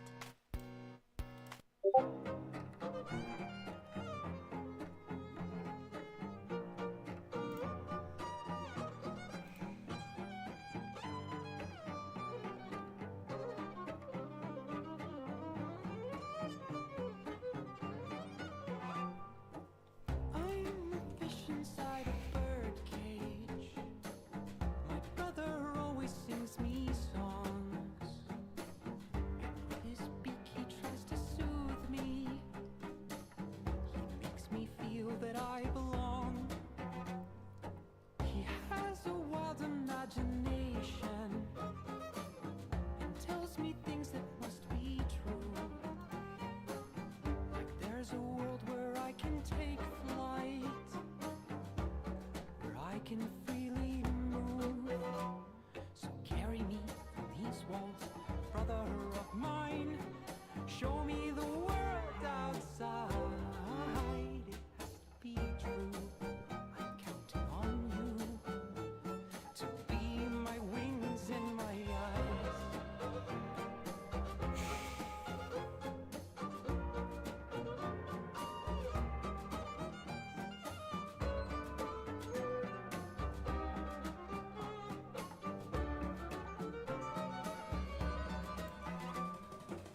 As I breathe into our silence, there's a voice that comforts me. It's the voice of understanding. It's the voice of empathy. Wings of feathers, tails and fingertips. I feel each rock so differently. You gave me more than I could ask for. Indistinguishability. So carry me from these walls,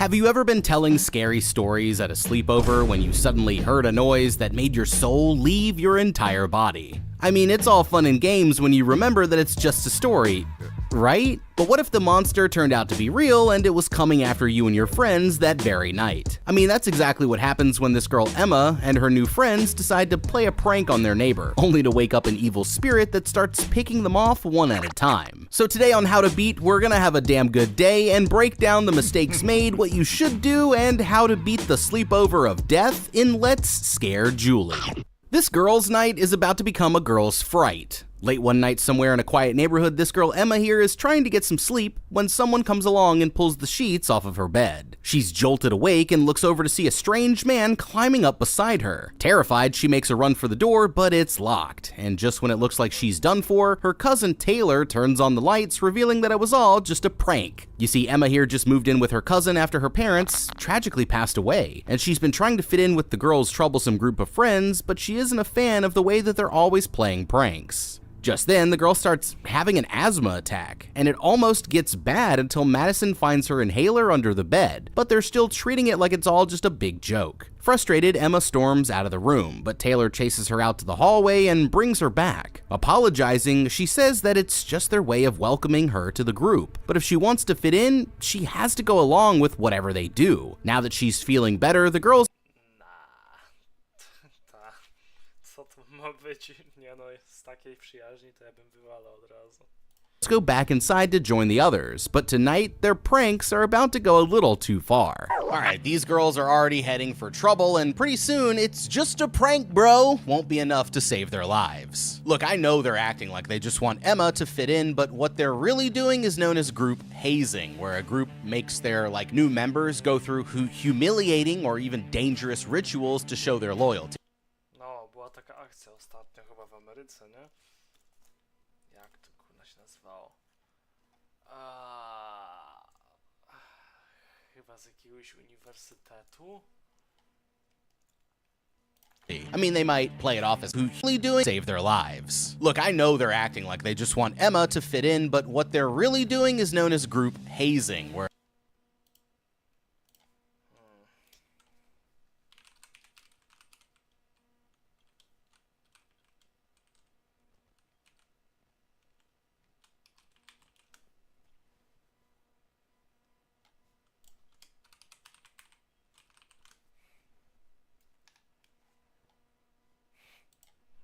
Tutaj to było.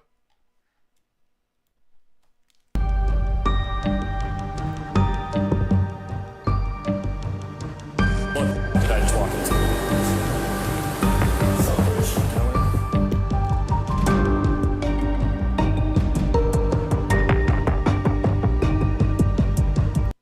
Bro, what the fuck is that group hazing?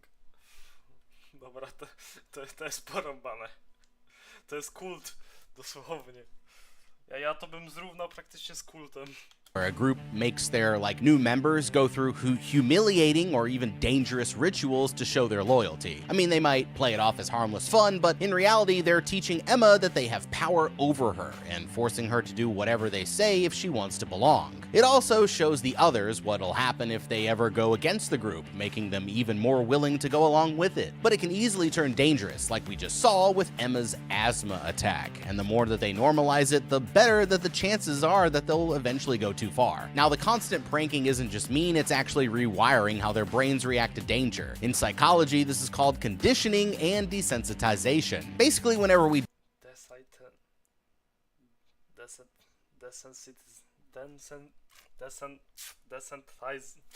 desensitization. Fuck. Sensitization.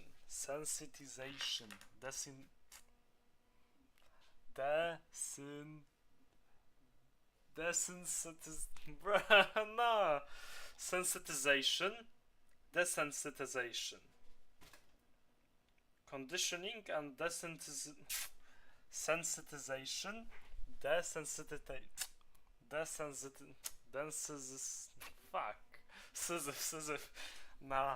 desensitization, conditioning and desensitization. Okay, slow pace. Sensitization. Conditioning and desensitization. Conditioning and desensitization. Se. Kurwa, ta sylaba. Okej, dobra, skip. Do something that leads to a specific outcome, our brains learn to connect the action with the result, and since the girls are always pranking each other, things that should make them afraid always turn out to be harmless. When a normal person senses danger, our brain's threat center lights up and activates our fight or flight response. But with the constant false alarms, they're training their brains to underreact, so if they're even in real danger, they'll end up ignoring the red flags until it's already too late. This puts Emma here in a tricky situation. Like, on one hand, she could try singling out one of the weaker girls and taking her position in the squad, but that only continues the cycle. Instead, she needs to establish like clear boundaries. Otherwise, these girls are gonna walk all over her. I'd agree to go along with the harmless pranks like prank calls and things like that, but draw the line at anything that's straight up dangerous, illegal, or overly cruel. I mean, that way she can still be a part of the team without feeding into their worst ideas. They obviously lack empathy, so anytime Emma wants to turn them down, I'd frame it in a practical sense. Like, I'm not doing that because I don't want to get arrested kind of thing. I mean, that way she can start making them think about their actions without coming off as a narc. I mean, the bottom line is that Emma needs to realize these girls are toxic, and if they won't play nice, then she's better off not associating with them at all. Even after they almost put her in the hospital, they were still treating everything like it's a big joke, so if that's how they roll, then I would find some new friends before things got even worse. Back in her room, the girls all introduce themselves to Emma for the first time, and the redhead Paige immediately makes things awkward by asking what happened to her parents. Taking a look around, they start digging through all of her stuff and cracking jokes about her collection of classical music, but Taylor explains that it used to belong to Emma's father. She keeps trying to stop the girls from making fun of her cousin, but it's obvious that Emma is starting to get uncomfortable. Annoyed, Taylor tells them all to quiet down, insisting that her dad will flip out if they wake him up. Apparently, he's pretty strict, and the girls bring up the fact that he recently took Emma's phone away. Curious, they ask what she did to make him so mad, and Taylor explains that he caught the girl digging through his personal belongings. And as punishment, he went through Emma's messages and found a scandalous pic from a boy in the neighborhood, causing her to get in even more trouble. They keep going through her things until even Taylor is starting to get annoyed, but that's when Madison finds something that actually creeps her out. It's a strange-looking doll with a tiny key around its neck, and they're all shocked that she would have something like that in her room. Taylor warns her cousin that her uncle is going to freak out, but meanwhile, Madison is holding it up and taking pictures just to make fun of it. It turns out that Taylor's father took it from the neighbor's house after the old woman who lived there passed away. According to the girl, Staruszka umarła w domu sąsiada. On to wziął od sąsiada? Pokażę mi tą lalkę.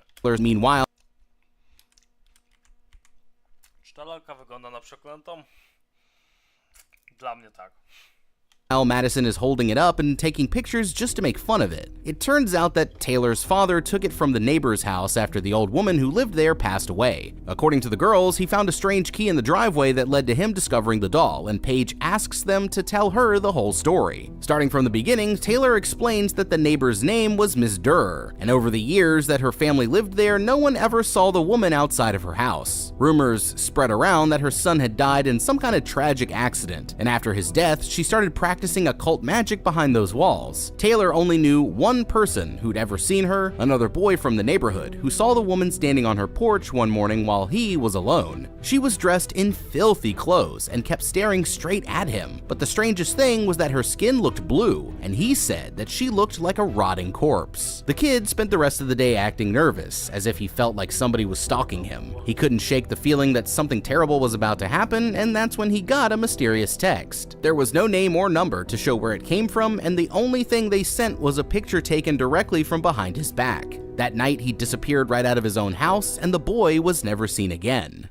Oi, Governor, let me just stop you right there. They're all treating this like it's a big joke, but it sounds to me like these girls are messing with something supernatural. Now, I doubt they know enough German to put this together, but the neighbor's name was actually a red flag in and of itself. The name Der actually comes from the Middle High German word door maker, and even though she wasn't literally making doors, it definitely sounds like she knew a thing or two about opening portals to the underworld. Yeah, it's a small detail, but pretty soon you're gonna see why this is relevant. As for her bluish gray skin, the kid who saw her said that she looked like a rotting corpse, and he probably wasn't that far off. After death, as I'm sure you guys know, your blood stops circulating and getting oxygen, leading to that bluish color. If he was correct, then Niebieskawy kolor. this Der didn't just look dead, she was dead, meaning that there was some kind of dark magic that must be afoot here. Which brings us to the doll. Now, take one look at this thing, and what does your gut tell you? Don't touch it, don't even look at it.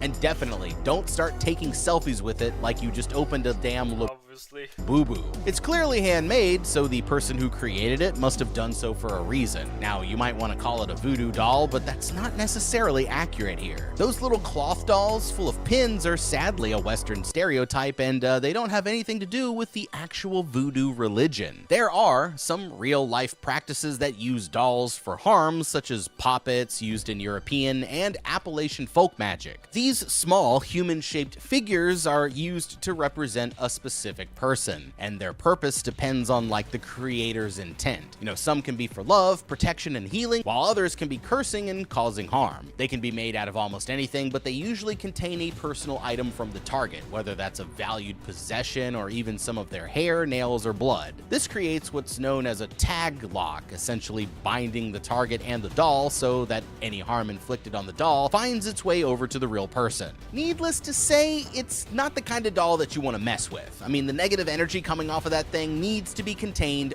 pronto. So here's what I would do. First, stop f***ing touching that thing, but wrap it in a natural cloth like cotton or wool and sprinkle salt into the wrapping. The reason for this is because natural materials are believed to hold grounding energy that absorbs the bad vibes. Next, I would place the object in a sealed container like a wooden box or a glass jar.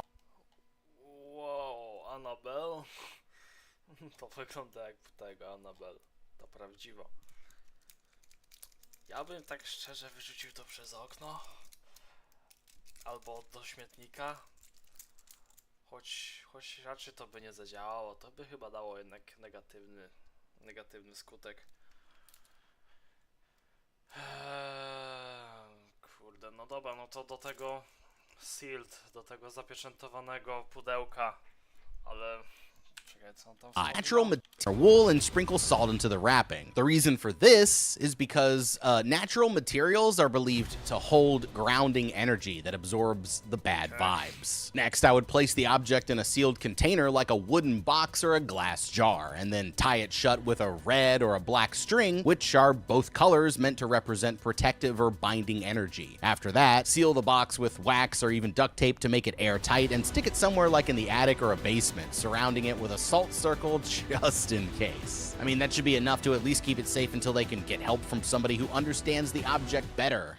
Hearing a noise outside, Taylor starts to get nervous as she imagines what it would be like if the same thing happened to one of them. That's when Madison gets an idea and says that the 5 of them should go check out the house. Emma tries to warn them that it's not a good idea, saying how she actually saw a family moving in the day before. It's just a dad and his high school-aged daughter named Julie, but so far they haven't had the chance to meet them. Just then, they hear a knock at the door and open it to find Emma's little sister Lily asking to come inside. Worried that she'll wake up her dad, Taylor hustles the girl into the room, but turns around to see that Madison somehow found her dad's revolver. Furious, Taylor yells at them all to cut it out, but the other girls just keep messing around, only stopping after they notice that they're making Lily afraid. The conversation then turns back to the new girl across the street, and Jess here is curious to find out more about her. Emma says that she saw the girl earlier that day, but couldn't get a good look at her before she went back inside the house. All she could tell was that the girl was skinny and had her head covered up with some kind of scarf. The girls immediately start cracking jokes again, but the story only makes them even more curious, which is when Jess mentions that there haven't been any cars in the driveway all night, but she has a feeling that the house isn't empty. When she pulled up, the place was completely dark, but now looking over,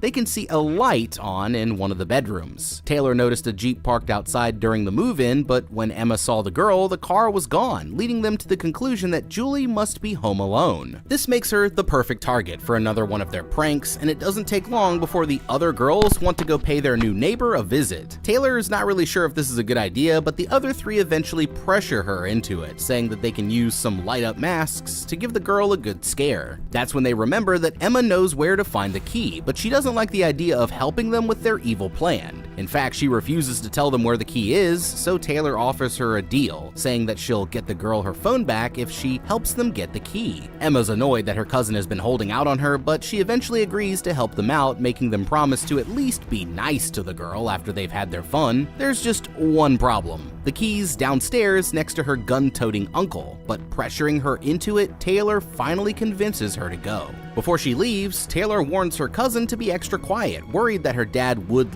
lose it if he catches them. Nervous, Emma heads out to find the keys, but she's going to regret it before the end of the night.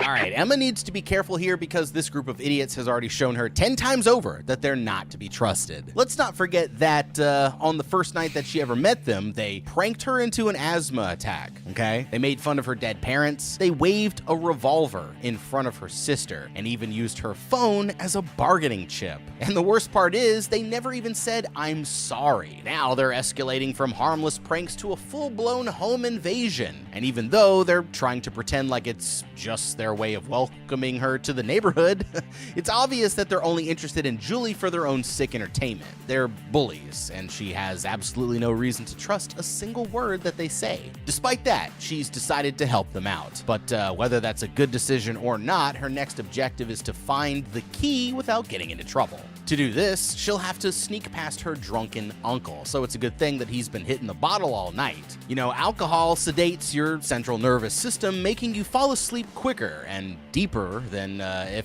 you were sober. I mean, as a side effect, it increases your time spent in slow wave sleep, which is the time when it's the hardest to wake somebody up. This means that he's more likely to sleep through noise, movement, or even someone reaching right next to him. But once the alcohol wears off and the REM sleep finally catches up, he'll actually become more likely to wake up, so it's better to act fast while he's sleeping like a little drunk baby. First, Emma needs to prepare herself before she leaves the room. If she's got shoes on, take them off, because socks are much quieter. They give you more control. I'd also grab a pillowcase, that way she can wrap the key so it won't make any noise. Now, if she doesn't want to get caught, then she needs to start playing Metal Gear Solid and learn to become a master of stealth, just like Solid Snake. And the first step in the way of the ninja is learning how to move quietly. The key is to walk in a crouched position with your knees bent, keeping your center of gravity low. This allows you to reproduce the impact of footfalls and maintain a more balanced and controlled nature. When she takes a step, she can use a technique called fox walking that's used by real-world trackers and hunters. What you want to do is land on the outside ball of your foot closest to your little toe. Then you want to roll your foot inwards, allowing the entire ball to touch the ground before gradually shifting your weight back onto your heel. And if done correctly, this should minimize the impact of each step and keeps the pressure gradual to avoid sudden noises, allowing her to sneak up on her uncle without being noticed. But of course, getting the key is just giving the girls exactly what they want, and we've already discussed why this is a bad idea. So instead, the best thing that Emma can do here is pretend like she couldn't find the key at all. That way, maybe they'll get bored and move on to something else.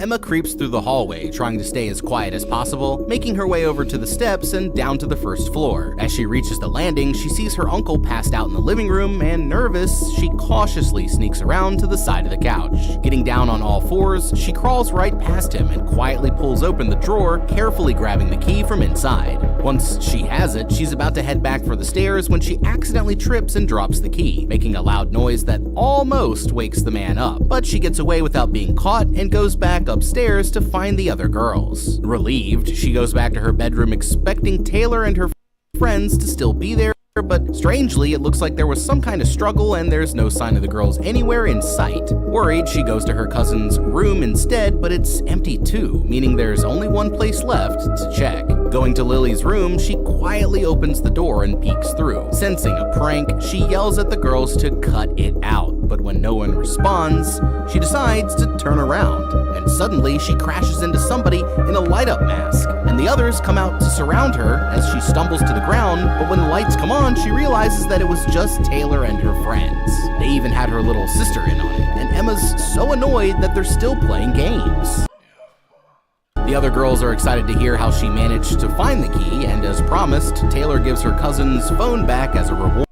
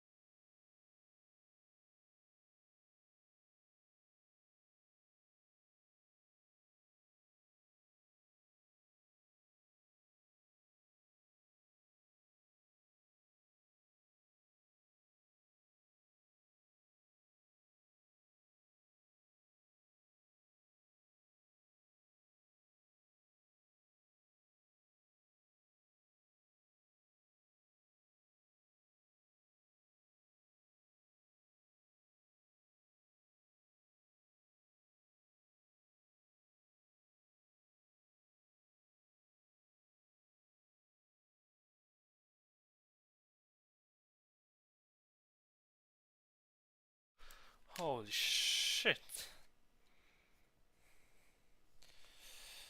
Dobra.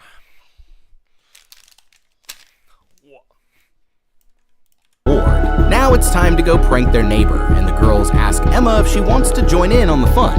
It looks like there's been a change of plans, because now that they've got the key, they've decided that they're not going to make friends with Julie after the scare. Hearing this, Emma tries to talk them out of it, but her cousin insists that it's already too late. She's worried about the girl following them back to her house, so their plan is to split up when they run away. That way, she won't know where they came from. Before leaving, the girls all huddle up for a group photo in their light-up masks. And with that, it's time for their evil plan to begin. But it won't be long before they realize that they've just made their biggest mistake. Alright, this is an absolutely terrible idea. And if any of these girls had a clue what was good for them, then they'd be staying home to rot their brains with reality TV instead. Emma here really needs to work on her situational awareness. I mean, as rapper J. Cole once said, "Fool me once, shame on you. Fool me twice, can't put the blame on you." Yeah, and in this case, that's absolutely true. Emma knows twice awareness. I mean, as rapper J. Cole once said, "Fool me once, shame on you. Fool me twice, can't put the blame on you." Yeah, and in this case, that's absolutely true. Emma knows these girls love pulling pranks, so as soon as they all went mysteriously missing, she should have known exactly what they were up to. And when she opened the bedroom door, she could literally see a foot right there. If she keeps falling for these pranks, it's just gonna make her look weaker in front of the group, so she needs to keep her guard up. Falling for these, and when she opened the bedroom door, she could literally see a foot right there. If she keeps falling for these pranks, it's just gonna make her look weaker in front of the group, so she needs to keep her guard up, unless she wants these girls to turn her into a total laughingstock. Now, the next problem is that their plan really sucks. I mean, first of all, these masks, they aren't even scary. If I saw that, I'd assume that the local teenagers are just trying to scare me with some dollar store purge mask. So they need to work on their costumes if they want to be taken seriously. What's actually scary is the amount of crimes that they're about to commit. This is more than just a simple trespassing. Using a stolen key to enter a house is considered breaking and entering, right? So they're catching a nice felony right off the bat. The worst part is that they all planned this together, so even though Emma is not going, she can still be charged with conspiracy, and that group photo that they took right before the crime might as well be hashtagged guilty, because it's not going to help their case when they're sitting in front of a judge. The girls are assuming that Julie must be home alone, but I wouldn't be so sure. After the story that they just heard, I'd be worried that it wasn't a person turning those lights on at all. Maybe it's a spirit, and I sure as hell wouldn't want to find out. Bottom line, they have no way of telling who or what is inside of that house, so it's not a stretch to think that this prank could end with them getting 86'd, or something even worse. But if they're determined to go, then this leaves Emma here with a choice. Maybe she should just stay out of it, or maybe Emma should snitch to their parents. Like she already has her phone back, and it's not like these girls were being nice to her anyway. I mean, honestly, it serves them right for treating her like total crap since the moment they first met, and it also prevents the poor girl across the street from becoming another one of their victims. Maybe they'd finally learn their lesson and stop acting like bullies, but unfortunately, it looks like that's something that she's gonna have to learn the hard way. After the other girls leave, Lily asks why they couldn't go with them, promising that she wouldn't be scared. Emma explains that they need to stay home where it's safe, and this brings up memories of what happened to her father, but she's determined to help her little sister get through it. While they're playing Elevator, they hear a loud thunder crash outside as it begins to rain, and look out to see the other girls having the best time of their lives. There's a part of Emma that secretly wishes that she could go with them, but she tells her sister that it's time for bed. After tucking her in for the night, Emma goes back to her room and starts texting her friend Jordy, asking why he sent that scandalous pic. She asks if they're just friends, but the guy stops responding, and while she's waiting for him to text back, she gets distracted by a strange noise from across the street. Looking out her window, she notices one of the girls running back towards the house, and strangely, it looks like she's absolutely terrified. A moment later, the girl sprints into the house and rushes back upstairs to Emma's room. It's Paige, but there's still no sign of the others, and when she asks the girl what happened, her story sounds a little bit fishy. Gasping for breath, she explains that they ran into some kind of trouble back at Julie's, and now she's acting like whatever attacked them is still after her. She claims that only 3 of them even made it to Julie's room in the first place, but she couldn't tell who they were because of the masks. Well, Emma here thinks that she's full of it, and frustrated, she goes out to the hallway to look for the others, but that's when something catches her eye. Someone opened the door to her sister's room, and Paige swears that it was not her. Worried, Emma immediately goes to check it out, and it looks like her worst fears just came true. There's no sign of her sister anywhere, and the only thing that she finds is the creepy little doll sitting in the middle of her pillow. Frustrated, she makes Paige swear that it's not another prank, but the girl promises that she's telling the truth. They start trying to figure out what happened to the others, and Paige mentions that she's heard Jess's voice while they were in the neighbor's room. This still leaves 2 girls unaccounted for, but Emma remembers that Taylor was supposed to pick up her mother from the airport later that night. That could explain what happened to her cousin, and maybe she decided to take Lily along for the ride. This is not good. Emma's sister just disappeared, and she's failing to see the bigger picture here. Statistically, when a child actually goes missing, the danger starts within the first 15 minutes of when they're unaccounted for. Like when the caregiver assumes that they're with somebody else. Yeah, that delay is the most dangerous time, so acting fast can make all the difference. The FBI says that after the first 3 hours, they have less than a 1 in 4 chance of ever seeing Lily again, and after 24 hours, it's a less than 1 in 10, so there's literally no time to waste here. They need to confirm whether or not Taylor actually took Lily to the airport. I'd look outside to see if her car was still there, and if it is gone, I would immediately call to see if the girl's with her. If she won't answer because they're playing another prank, then, Emma can use the house phone instead, and she might decide to pick up thinking that it's her dad. Otherwise, they'll have to start searching the house as fast as they can, and as much as they don't want to, it's their time to wake up their uncle. Yeah, he's not going to be happy about it, but they're going to need all the help that they can get, and it's always better to bring an adult into the situation. And if he's too drunk to be helpful, they should just own up to their mistakes and call the police, because now that Lily's safety could be at risk, they don't have time to cover up for their friends. Unless this kidnapper can somehow defy the laws of physics, more on that later, then we have to assume that Lily is still within 15 to 10 minutes of the house. Young kids who wander off don't tend to get very far, and statistics show that more than 50% of missing kids are found within a quarter mile of where they disappeared, which is, pretty cool. But this means that if Lily is left on her own, then she's most likely somewhere nearby. So I'd start by checking all of the classic hiding spots like inside closets, under beds, in the laundry room, before making my way to the garage to check the cars, and finally going out back to check the shed and the backyard. As her sister Emma should know Lily better than anybody, so she needs to imagine things from the girl's perspective and think where she might go if she was afraid. When they call her name, they should do it in a friendly voice so that the girl won't think that she's in trouble, and stop often to listen for any noises that she might make. Instead of splitting up, they should work together to check each room in an organized fashion and bring flashlights to help them search in the dark. Hopefully they'll find the girl without much trouble, because otherwise Co?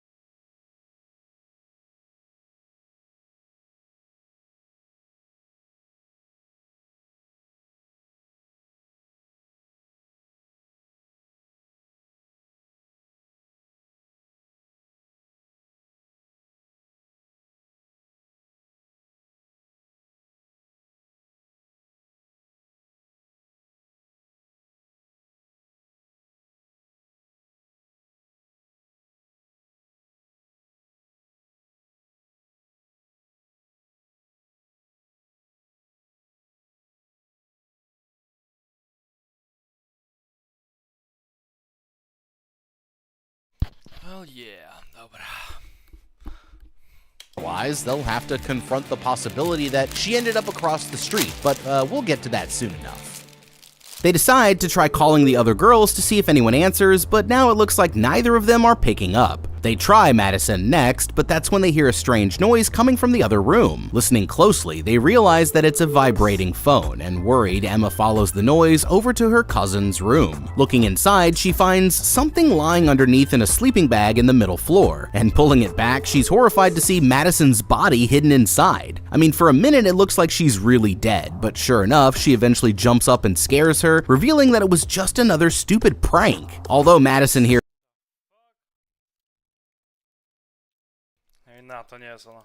is still having a great time, Paige seems worried, asking what happened to her back at the house. Confused, she explains that she beat them all back to Taylor's, and claims that she never noticed any signs of trouble. As for Taylor herself, she explains that the girl went to the airport just like Emma suspected, but this still leaves Jess unaccounted for. The two of them are still arguing over what happened, but it seems like Madison got out before things got really bad. On the other hand, Paige saw something that scarred her for life, saying that the girl had some kind of terrible reaction when they pranked her. As for Jess, Paige says that she disappeared straight through the floor while they were running out of the house. It doesn't make any sense, and at first the other girls refuse to believe a word that she says, but that's when things get even worse. Emma suggests that she might have gone to the airport with Taylor and Lily, but Madison has some bad news. She watched Taylor leave, and Emma's sister wasn't with her, meaning that they have no idea where she's gone. Worried, Emma keeps thinking of a logical explanation, hoping the girl might have tried following the others outside.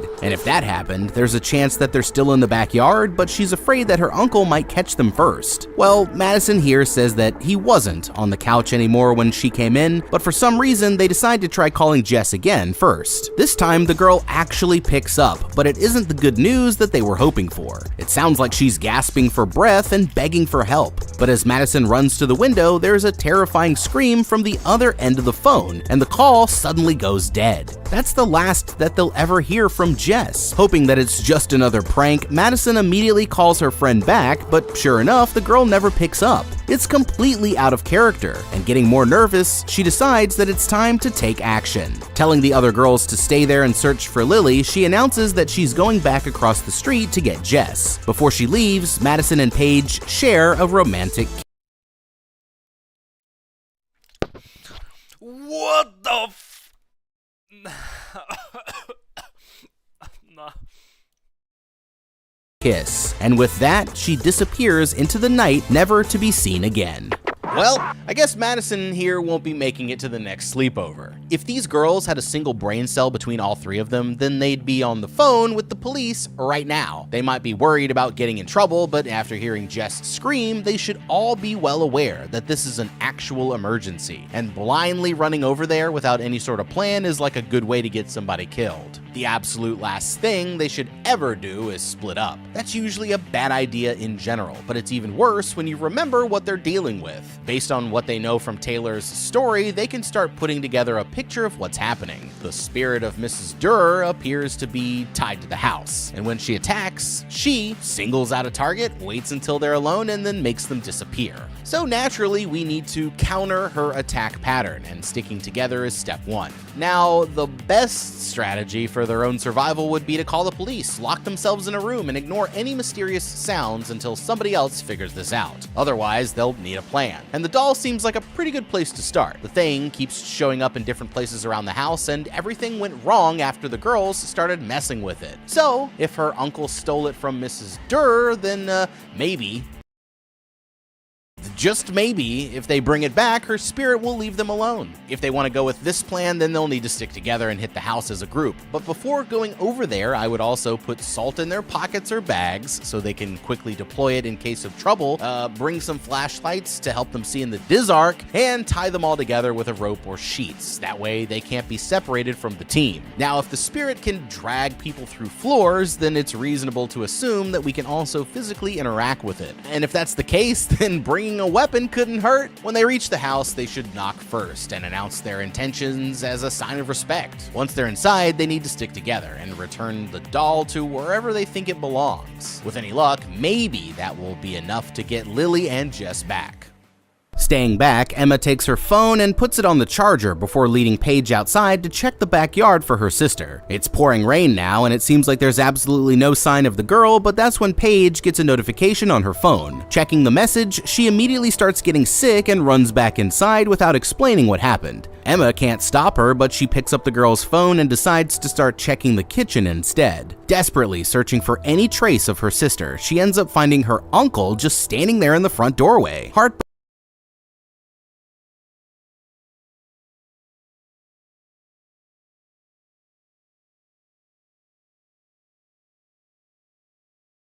Broken, he screams into the darkness, asking someone what they're waiting for, but it looks like he's completely lost his mind. Terrified, Emma tries to sneak around as he starts taking his frustrations out on the lamp, but he catches her just as she's about to scoot past. That's when he starts telling a story about the day that it all went wrong, explaining how one night many years ago, he accidentally fired a bullet straight through the window, leading to the death of their neighbor's son, but he never actually faced justice for his crimes. Now, he feels like karma is finally coming back to get him, but instead of going after him, it's targeting his family. After getting it off his chest, the man breaks down crying and wanders off, leaving Emma here completely stunned. Horrified, she goes quietly upstairs and starts looking around for any sign of the other girls, but that's when she hears a voice whispering inside the bathroom. It's Paige, but by now she's too traumatized to say anything useful. Just then, they get a call on Paige's phone from Madison's landline, and picking up, they find out that it's the girl's worried mother calling to see where she is. Strangely, she told her mother that Miss Durr was coming after them and said that she was calling to say goodbye, but Emma plays it off all like it's just a joke, promising to call her back in just a few minutes. Going back to the bathroom door, she starts telling Paige what happened, but eventually the other girl stops responding. Desperate, Emma begs her to say it was all just a prank, but now she's gone totally silent, and opening the door, she's horrified to discover that Paige has completely vanished into thin air. There's no sign of her anywhere, and since Madison hasn't come back either, that makes 3 down with only 4 more to go. Just then, Madison calls her back, and frustrated, Emma shouts at her for playing games. But that's when she realizes that it's actually her younger sister. The girl sounds worried, explaining that she went to the neighbors with the other girls, but now she can't find her way out. With no time to waste, Emma immediately rushes downstairs and sneaks outside, making her way towards the house across the street. As she goes, Lily mentions that there's someone holding her hand, and they said that what's about to happen is all her fault, but it's too dark for the girl to see their face, and suddenly the call goes quiet.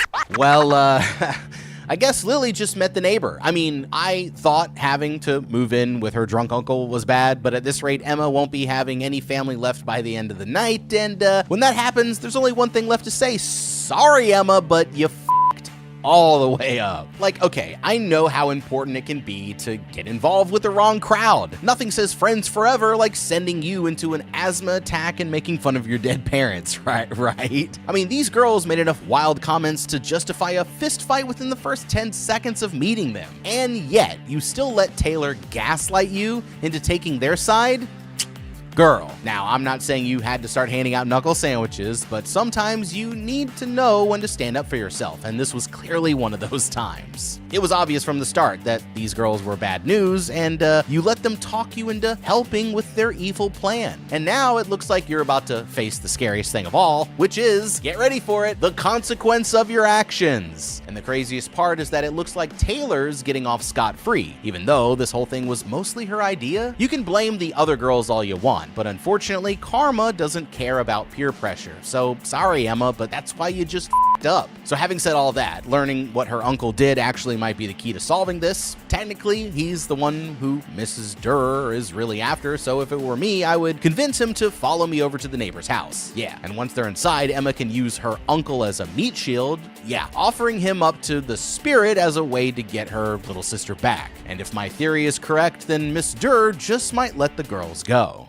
Desperate to save her sister, Emma rushes over to the house and starts nervously creeping up the front steps. The door's locked, and there's no sign of anyone home, but that's when she hears something go bump up on the second floor. Nervous, she carefully heads upstairs, quietly announcing herself to whoever might be there. On a shelf, she finds some of the family's belongings, including a picture of a girl who must be Julie, and a book about recovering from severe burns. Finally, she makes her way into the girls' room and finds someone lying on the bed, but that's when the power goes out, leaving the entire house completely dark. Using her phone light, she gets down for a closer look only to realize that the girl is dead. And it looks like somehow their prank must have gone horribly wrong. Terrified, she immediately starts rushing around the house looking for her sister, but that's when she hears Julie's father coming in through the front door. Her only choice is to take cover inside the shower, until finally he leaves and goes back to his daughter's room, giving Emma a chance to sneak away. Rushing back downstairs, she hears her sister calling from behind a door and opens it to find her hiding on the basement steps.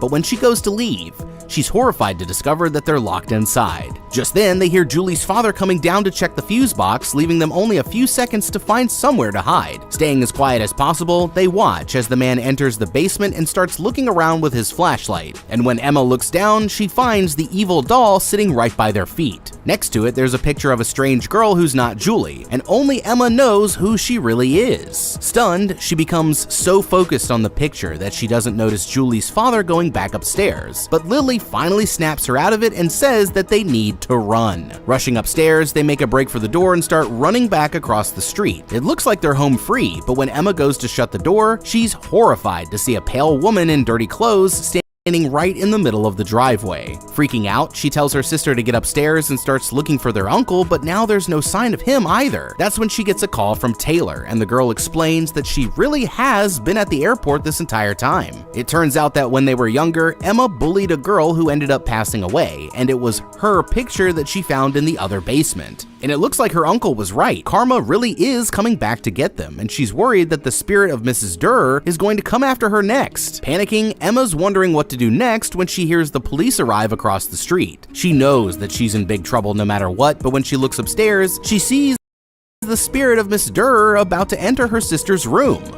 Horrified, she rushes up after her, but when she gets to the room, she finds her sister lying peacefully in bed. Worried that she might not survive, she makes her sister promise that she won't turn out to be a bully before going outside to confront the spirit on her own. Within seconds, she's immediately cornered by the terrifying spirit, and running for her life, she dodges around and locks herself in the bathroom, listening as the ghost starts slamming against the door. That's when she gets a mysterious text, opening it to find a picture of herself taken from right behind her back. Turning around, she looks straight at the camera as the ghost starts chasing her down the stairs. But when she makes it to the living room, the stairs just keep going down and down into an endless black void. It looks like the spirit of Miss Durr has finally captured her after all. In the end, that makes 5 down with only 2 survivors, and it looks like everyone learned a valuable lesson. Never play pranks on a girl who lives in a haunted house. Let's scare Julie. Boy, God! Yeah, that shit was crazy. But yeah, I mean, this one was, I just did not know where it was gonna go. I mean, I was on the edge of my seat. Granted, the seat wasn't very big, and I was kind of leaning to the right a little bit the whole time. But yeah, I had no idea where this movie was gonna go. So congratulations, you finished a movie, and you got it out there into the world. You guys gotta let me know if you would have done anything differently in this movie, and leave a like and subscribe. And check out that How to Beat playlist for more videos just like this one. Yeah, you know how this goes. I'm the guy. We'll see you in the next video, and have a damn good day.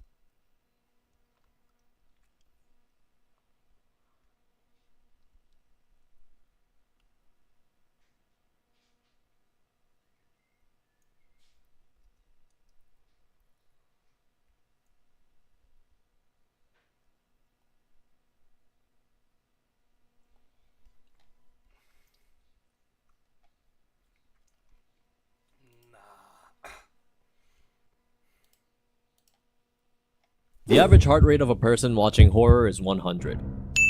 Horror anime has a reputation of being not that scary. This is your son.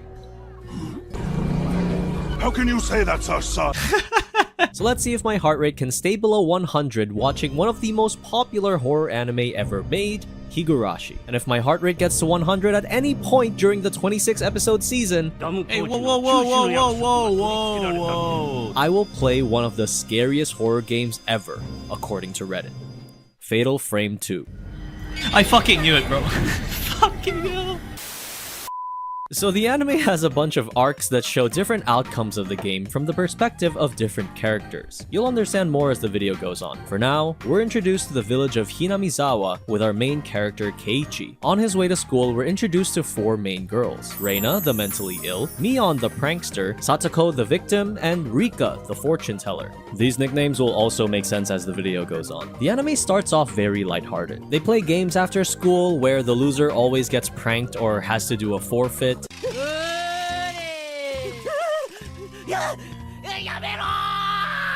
You know, harmless kid stuff. Until Reina asks Keiichi to go to the local dump and meets a photographer who tells him about the horrible murders that happened in the village. Apparently, 5 years ago, the Hinamizawa village was supposed to be turned into a dam, but the entire village protested against it by going to Tokyo and complaining to the government. Not 5 minutes later, they realized that was the stupidest idea they've ever thought of, so they ended up murdering the construction manager and dismembering his body. Coincidentally, this happened around the same time as the village's Cotton Drifting Festival, a festival meant to honor the local god Oyashiro. The story goes that every year for the past 5 years, around the time the festival comes, one person dies and another goes missing. They called this Oyashiro's curse. Interestingly, most of the people who died during the festival had something to do with the dam construction. Satoko's parents, who supported the dam, same with Rika's parents, who were passive towards the construction and didn't raise complaints. So the photographer Tomitake and this lady Takano start getting suspicious of the village leaders. It's almost like anyone who goes against the village conveniently dies and goes missing. Hey Reina, do you know anything about this? Alright. What about you, Mion? Oh my god, the entire village is in on the scheme. Maybe I should talk to the photographer again. He's dead. And the lady's gone missing. Keiichi finds this out through the local detective Oishi, who basically turns Keiichi into his personal lapdog to spy on his friends. Bad idea, because now Reina and Mion start getting sus as to why Keiichi's been tiptoeing in the village's business. Which makes Keiichi sus, because why would they be sus about him being sus?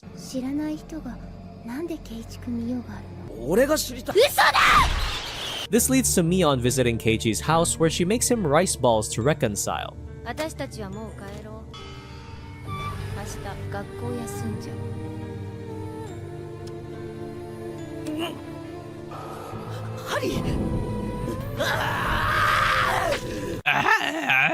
So now Keiichi is properly messed up in the head and reports it to Oishi, but mysteriously can't find the pin anymore. He starts getting paranoid, and Reina, she is not making it better for him. Oh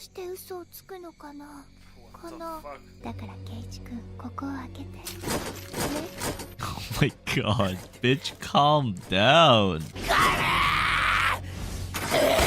Oh my god! Keiichi decides he's Shohei Otani now and starts practicing with a bat he found in a locker. This belonged to another kid, Satoshi, who disappeared one day after also getting paranoid of the village.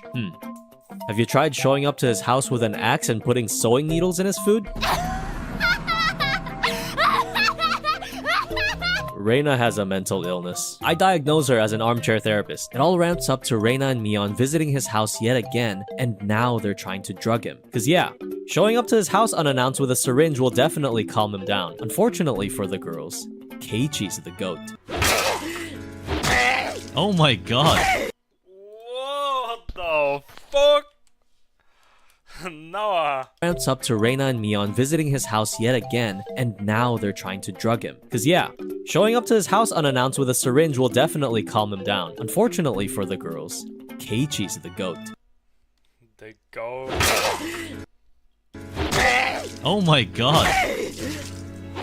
Before he reports to Oishi, he writes a note diarying his experiences and tapes the drug along with a note behind the clock. He tries to explain what happened, but somehow contracting Reina's mental illness, Keiichi begins hallucinating about Oyashiro following him and starts clawing at his throat, the same way Tomitake, the photographer, died days ago. The police end up finding Keiichi's body, but the syringe and notes behind the clock have mysteriously vanished. I thought the first arc sets the stage up quite nicely in terms of world building. You really get engrossed in the mystery surrounding Hinamizawa in just these 4 episodes alone. It's not exactly scary unless you're scared of mental illness. It's more so unnerving. At this point, I'm like, okay, we're gonna get some answers now as to why Reina was acting like a nutcase and why Mion is a 2007 YouTube prankster, right?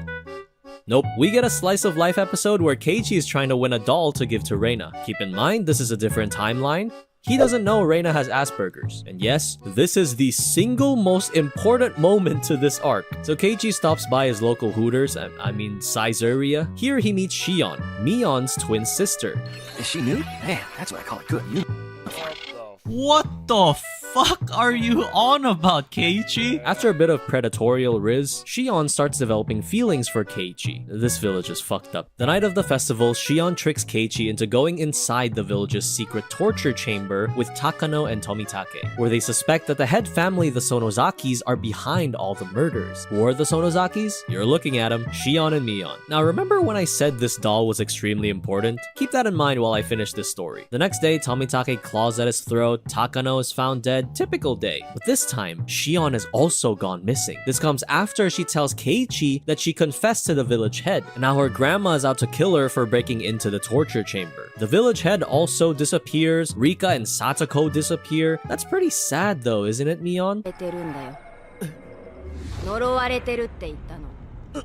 Yo, why she look like that?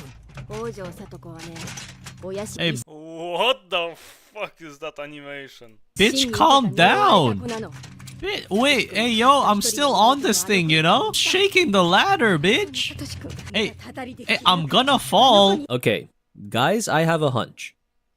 Does anyone want to check Mion's house? Keiichi and Reina confront her about it. She admits that she's responsible for the disappearances and promises to turn herself into Oishi.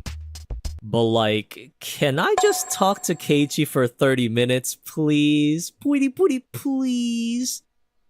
So Keiichi goes with Mion to the underground sex dungeon, fully knowing she's a murderer. At this point, it's his fault if he dies. Okay. She's like, I'm sorry it turned out this way. I have a demon inside of me. Bitch. I think that's schizophrenia. Keiichi must have been too locked in on his Rizmaxing because he says, What are you saying? brother, she just admitted to killing 2 of your friends and kidnapping her sister. Like she's right there inside the cell as you're saying that. あの時あんたがもらった人形をミオンに渡していたなら全ては狂い出さnaかったかもしれない Przez tą lalkę? The fucking doll. Że dlatego, że jej wręczył ja. Hey, what? Oh my god. Please don't tell me it's because Mion liked Keiichi, but Keiichi likes Reina. So in this love triangle, Mion just went on a murder rampage killing Rika and Satoko. Please don't tell me that's what's gonna happen. The demon Mion is going to hammer 15 nails into Keiichi's right and left hand joint. Okej, brzmi bezpiecznie. Because he did not give her a fuck-ass blondie doll that he won in a consolation prize at a card game. Yep. So Keiichi is somehow surprised Mion is trying to kill him, but he can't lose his aura now. So he says, Bro's like me, Mr. Nonchalant. The police show up just in time to rescue him, finding Shion's body at the bottom of a well inside the dungeon while Mion escapes. Later that night, Mion shows up at Keiichi's house, who I'm convinced at this point has been put in a genjutsu because he willingly walks up to the person who just tried to kill him and gets stabbed.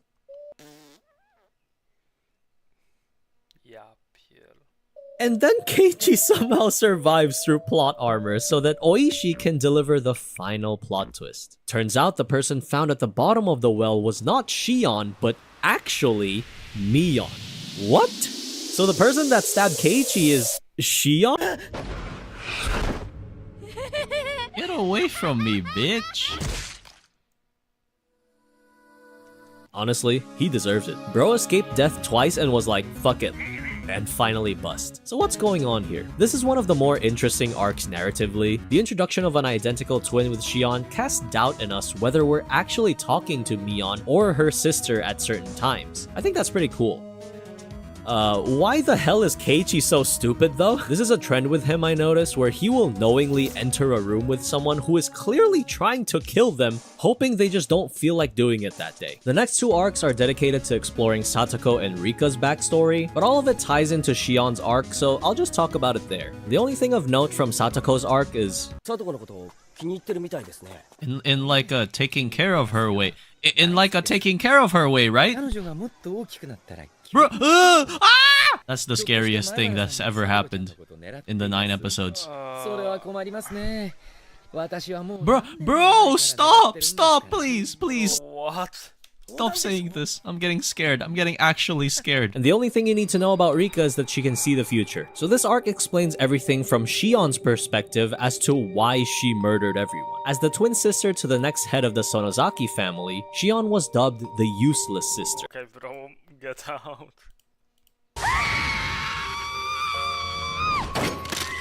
And all is forgiven, except Satoshi is still missing. So Shion assaults Mion, but after seeing her cry, she swears their grandma forgave them and that the family has nothing to do with the family killed Tomitake and Takano.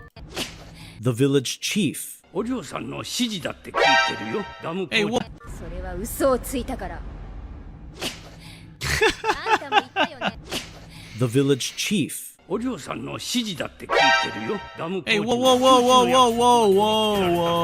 That's a visual glitch. Nah, that's Apple's fault, bro. Like see, it's going down. It's going down. I'm so nonchalant right now. I'm so relaxed, actually. Like, what? How is that 100?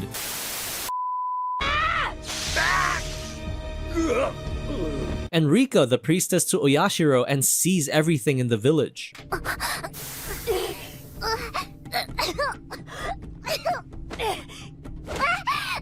And after all this, you know who Shion thinks is the real enemy? The real person behind all this murder, all this suffering, the sole person responsible for Satoshi's disappearance? Satoshi's little sister Satoko. The 5-year-old girl who was physically abused by her aunt all her life and the only person that Satoshi wanted to protect. For some brain-dead reason, Shion believes Satoko couldn't protect herself and depended on her brother too much, which caused him mental health problems. So let me get this straight. You want the preschool kid to learn how to defend herself against a fully grown adult? And the crazy thing is, she actually tries that. Ever since Satoshi left, Satoko stopped crying, also believing that he had enough of protecting her, and so she started to learn how to live for herself. Mayu? She's gone. Or were people fascinating? Japanese thing? Damn, shut up. I fucking knew it, bro. Fucking knew it. Oh, hell no, bro. I fucking knew it, bro. Fucking knew it. Yo, Mayu. Yeah. Target the raid. Hey, what now? Hey, stop. Yeah, come on, charge, man. Charge. Why so slow? Oh, did Masumi kill her?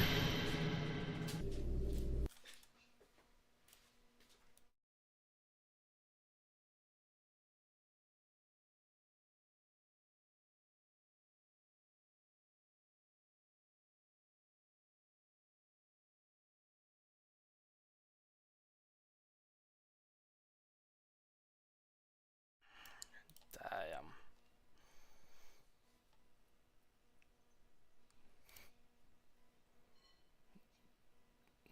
Who are you, bro?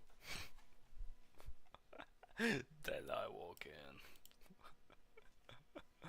Nah, bro.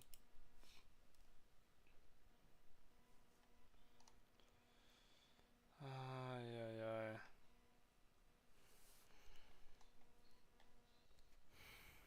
Na, co? Pokażcie mi to.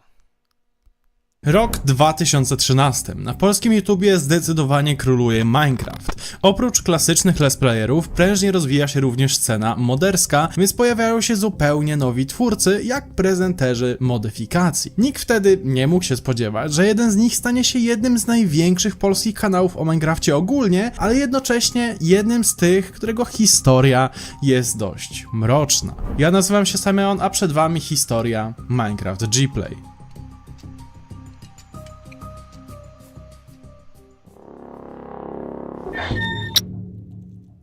Gplay swój kanał założył 6 sierpnia 2011 roku i początkowo na jego kanale pojawiały się let's playe z Minecrafta na modach, prezentacje modyfikacji czy przegląd nowości w nowych update'ach. Yo, siemano, witam was wszystkich bardzo serdecznie, z tej strony Minecraft Gplay i dzisiaj mam dla was trochę taką nietypową modyfikację, ale moim zdaniem naprawdę mega świetną.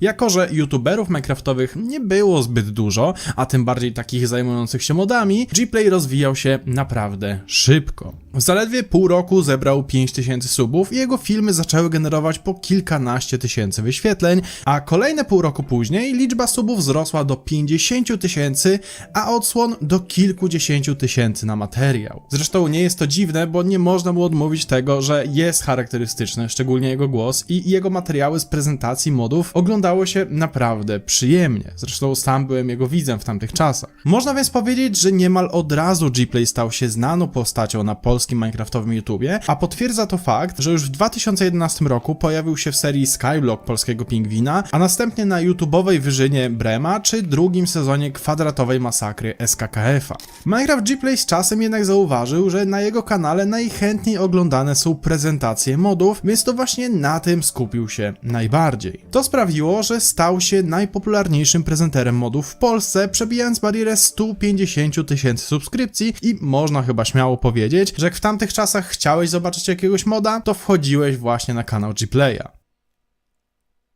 Ale zanim przejdziemy dalej, to przejdźmy na chwilę do partnera dzisiejszego odcinka, czyli z Iszuku chodziły VPN przydaje. Wasz wyraźny klient Cruz linki z tego roku wszystko szło, wydawałoby się, że idealnie. Gplay wrzucał kolejne filmy, osiągnął też 250 000 subów i nic nie wskazywało na to, żeby cokolwiek miało to zmienić. W pewnym momencie natomiast, bardzo niespodziewanie, Gplay zniknął bez słowa. Minęło pół roku, rok, 2, aż w końcu 3. Tak jak nic wcześniej nie wskazywało na zniknięcie Gplaya, tak też nic nie wskazywało na jego powrót, a to w końcu się wydarzyło. Powrócił 19 kwietnia 2017 roku z filmem Top 5 najlepszych modyfikacji do Minecraft w historii. Rzecz jasna, widzowie byli szczęśliwi, bo dla wielu był to legendarny twórca, którego oglądali, gdy byli młodsi. Zresztą tak jak powiedziałem wcześniej, sam jestem tego typu przykładem i bardzo dobrze pamiętam jego powrót i sam się cieszyłem. Po powrocie na YouTube Gplay początkowo nadal nagrywał zwykłe prezentacje modów i działało to bardzo dobrze. Wydaje się nawet, że lepiej niż wcześniej. W pewnym momencie coś się jednak zmieniło. Na jego miniaturkach trochę bez żadnego kontekstu zaczęła pojawiać się krew, a jego zachowanie delikatnie się zmieniło. Oprócz tego zwyczajne wydawałoby się prezentacje modów przeplatane były materiałami typu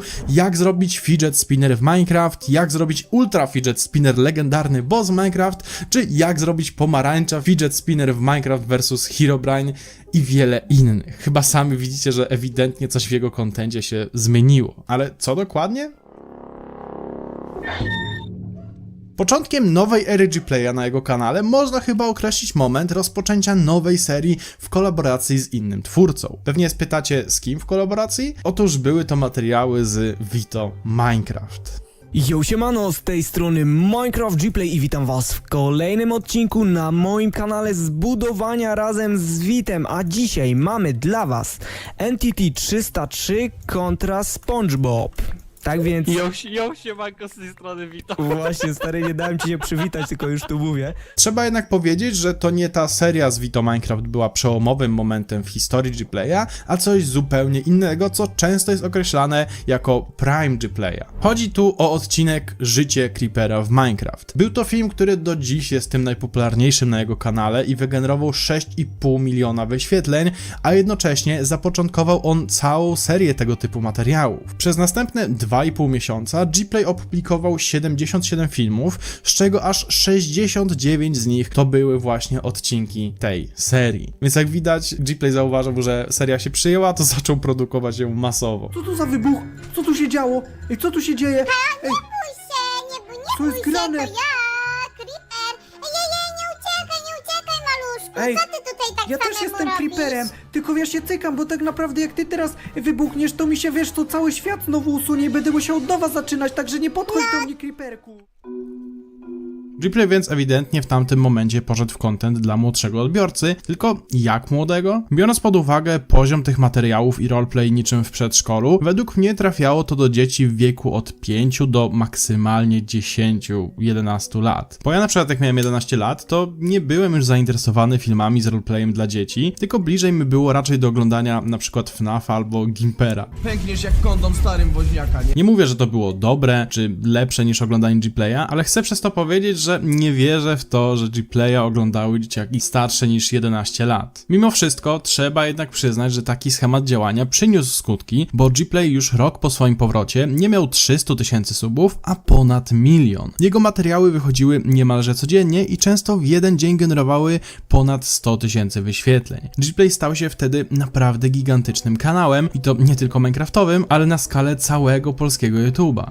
Z czasem filmy Gplaya już nie zmieniały się aż tak bardzo. Miały one swój własny, utarty schemat i jedynie od czasu do czasu pojawiały się w nich nowe postacie, jak np. Lumi czy Lucky. A mówię o tym tylko dlatego, bo te minionki Gplaya miały również swoje kanały, które cieszyły się naprawdę bardzo dużą oglądalnością. Jednak kolejną, można powiedzieć przełomową u Gplaya zmianą było dodawanie do swoich materiałów wiralowych postaci. Czyli wiecie, Freddy Fazbear, Slenderman czy na przykład SCP. A to ostatnie dość mocno krytykował swego czasu pewien youtuber Gabor. A dlaczego? Ponieważ widać było i raczej to dla każdego oczywiste, że Gplay dodawał te postacie tylko dlatego, żeby filmy miały więcej kliknięć i nie miał o nich zielonego pojęcia. Mimo wszystko muszę zaznaczyć, że początkowo po zmianie kontentu filmy Gplaya nie były raczej szkodliwe ani nic w tym stylu. Jedynym zarzutem tak naprawdę mogło być chyba tylko to, że były skrajnie głupie.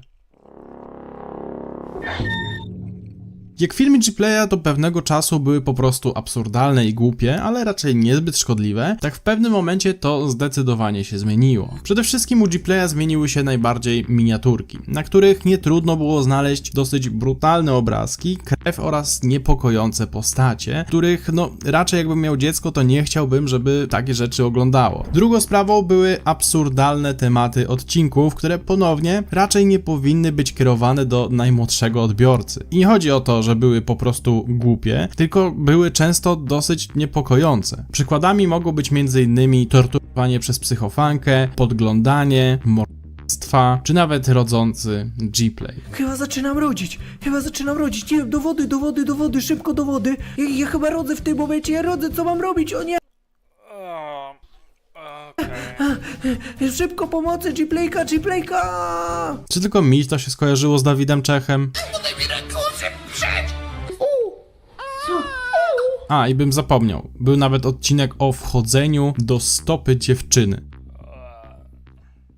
Zresztą zobaczmy razem kilka najciekawszych przykładów tych absurdalnych tematów, czyli na przykład biedny Chase z Psi Patrol uwięziony w wielkim grobie z Minecraft, troluje udając, że nie żyje w trumnie w Minecraft. Śmieszny dosyć prank mi się wydaje, a mega beka. Dlaczego syn Gplaya wchodzi o 3:00 do tajnej bazy w Minecraft? Katastrofa lotnicza w Minecraft, Gplay wypada z samolotu. Ja pierdolę. Spotkaliśmy iWalki w Minecraft i troluje go. I wiadomo, to są takie najbardziej zabawne przykłady przez swoją absurdalność, ale jest też trochę takich, które bardziej niż zabawne to są niepokojące. Na przykład mamy wiele filmów, w których miniatury są dość brutalne. Między innymi miałem wypadek jako kierowca ciężarówki w Minecraft, trafiliśmy do strasznego pokoju tortur z piłami, ale są jeszcze takie gorsze, gdzie krwi na miniaturce jest bardzo dużo. Straszny Gplay Exe niszczy wszystko na swojej drodze w Minecraft. Mój nowy piesek nie żyje w Minecraft i jest na miniaturce zakrawiony pies. Co prawda jest to pies z Minecrafta, ale no jest to dosyć dziwne. Olbrzymi grób strasznej zakonnicy w Minecraft. Nigdy nie włączaj filmu o strasznej zakonnicy w Minecraft. Pozwólcie, że nie będę czytał w Minecraft za każdym razem, bo to jest w każdym filmie. Co się stało z Catnap i strasznym duchem o 3:00 w nocy?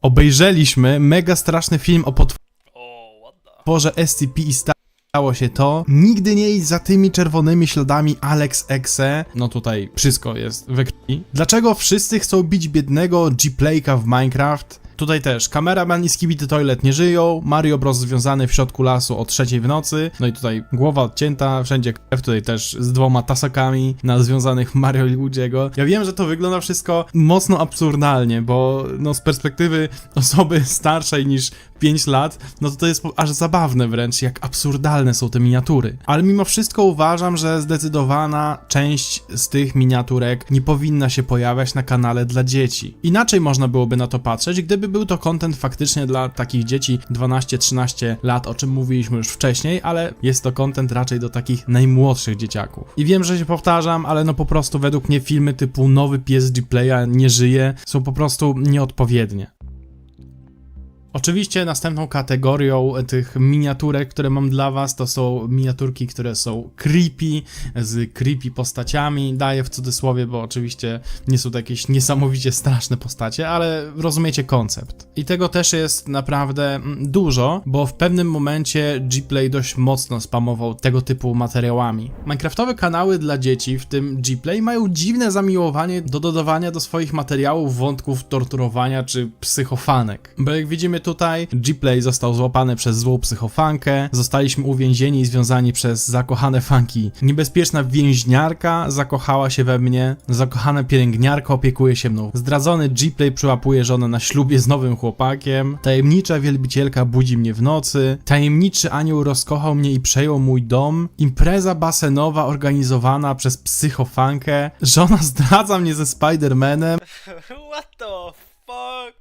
Poszedłem na basen tylko dla dziewczyn w Minecraft. To też jest ciekawy tytuł i miniaturka filmu dla dzieciaków, ale ok. O, jest też materiał w formacie randka, ślub czy kill. To jest kolejny dziwny materiał. Mega ogromny grób Barbie w Minecraft. Nie wybierz złego grobu Mario Bros w Minecraft i oczywiście wszyscy muszą być zakrwawieni z jakiegoś powodu. Trafiłem do więzienia dla dziewczyn w Minecraft. Wednesday i rodzina Addams nie żyje.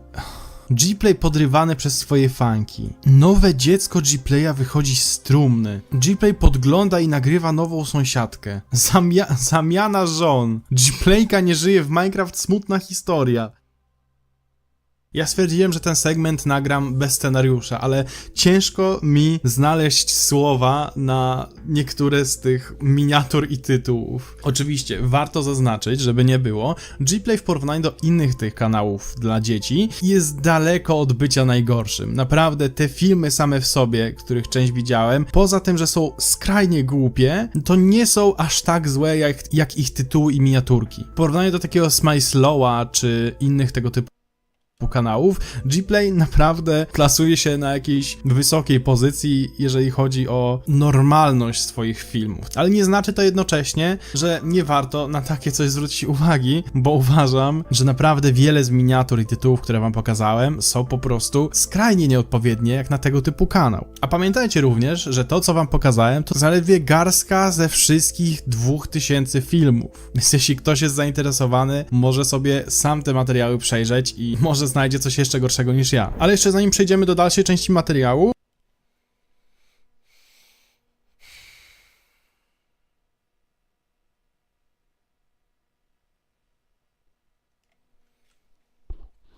Bro, what the fuck?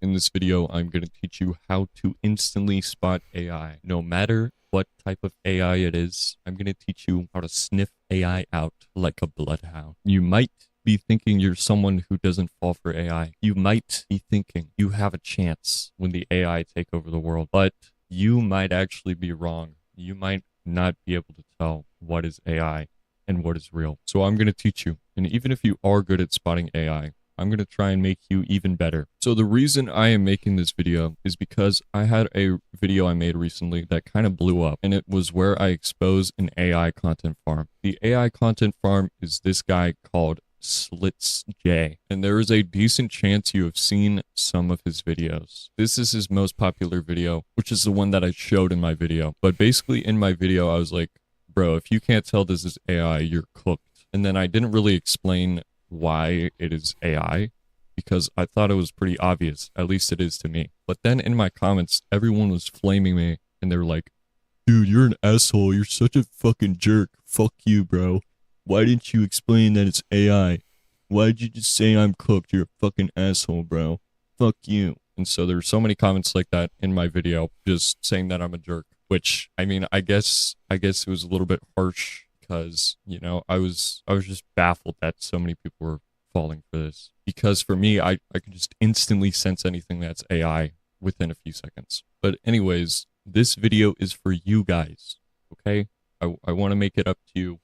I want to make a video, and I want to try and teach you guys exactly how to spot AI instantly. Okay, so I'm going to play a bit of this video for you, and I just want you to see if you can tell if it's AI or not. I mean, obviously it's AI, because I've already told you, but just listen to the voice. Some nights, I stay up hugging my pillow pretending it's someone. Not because I'm dramatic, but because it gets lonely. Okay, so that is our quick little test. If you can tell that's AI, then good for you. If that sounds... Ej, dobra. Honestly? Not because I'm dramatic, but because it gets lonely. Okay. No, po głosie tak, trochę widać, że jest to, ale po samym gameplayu, gameplay chyba jest, może legit. Pretending it's someone. Not because I'm dramatic, but because it gets lonely. Okay, so that is our quick little test. If you can tell that's AI, then good for you. If that sounds like a real voice, then you are cooked. But I'm going to make you uncooked, okay? I'm going to make you raw. So first off, one of the biggest things that can point out if something is an AI is how it speaks. Because a lot of videos use an AI-generated script. Even though they will have a real human voice, they can use an AI script for their video. And I can even figure out those videos. And I can just instantly spot those videos and click off whenever I hear it. Even though they're not using an AI voice and they're using a real voice. It's a little bit harder, but I'm going to teach you guys how to do that. So basically, the first thing you hear this guy say is a very big AI thing. I stay up hugging my pillow pretending it's someone. Not because I'm dramatic, but because it gets lonely. So you hear that right there. Not because it's dramatic. It's because I get lonely. This is a classic example of the it's not just X, it's Y that AI loves to spam everywhere. They'll say, you're not just typing a comment, you're spreading a message.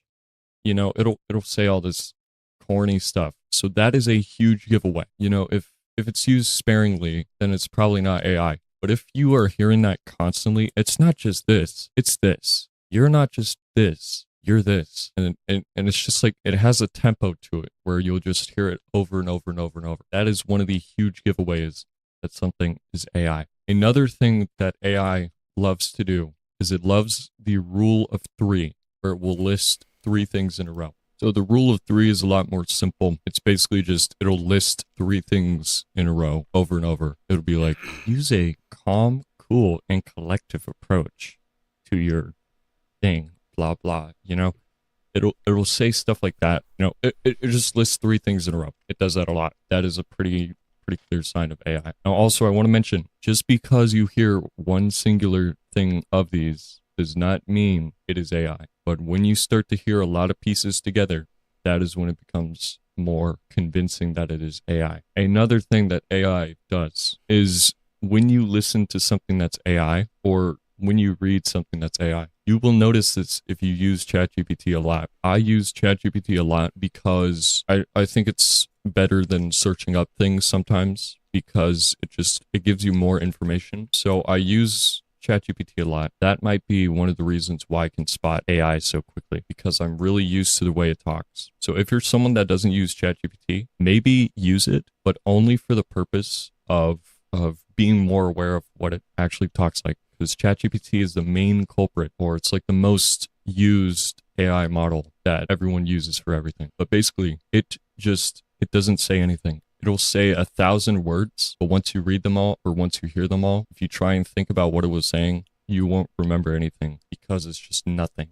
And so that is a big giveaway that something is AI. When it is just saying these generic words that you know they have meaning to it, but when you think about what it's actually saying, it's just not even saying anything. Another thing is it doesn't have any personal experiences in its life. It doesn't have any stories to tell. So in these guys' videos, it just talks about generic sad feelings like, oh, I want to hug a pillow because I'm lonely, or... This is also when you learn patience. Not the kind where you wait around hoping someone chooses you, but the kind where you trust that what's meant for you won't require you to chase it down. Like, he's just saying this generic stuff. And also there was another, it's not just this, it's this right there. But he's just saying generic random stuff that, you know, you think it's deep because you're like, oh, wow, that's deep, bro. Whoa, that's deep. But no, it's just regurgitating stuff that other people have written. And it has no substance to it. But what I was going to say is that AI has no experiences. It can't say, the other day I was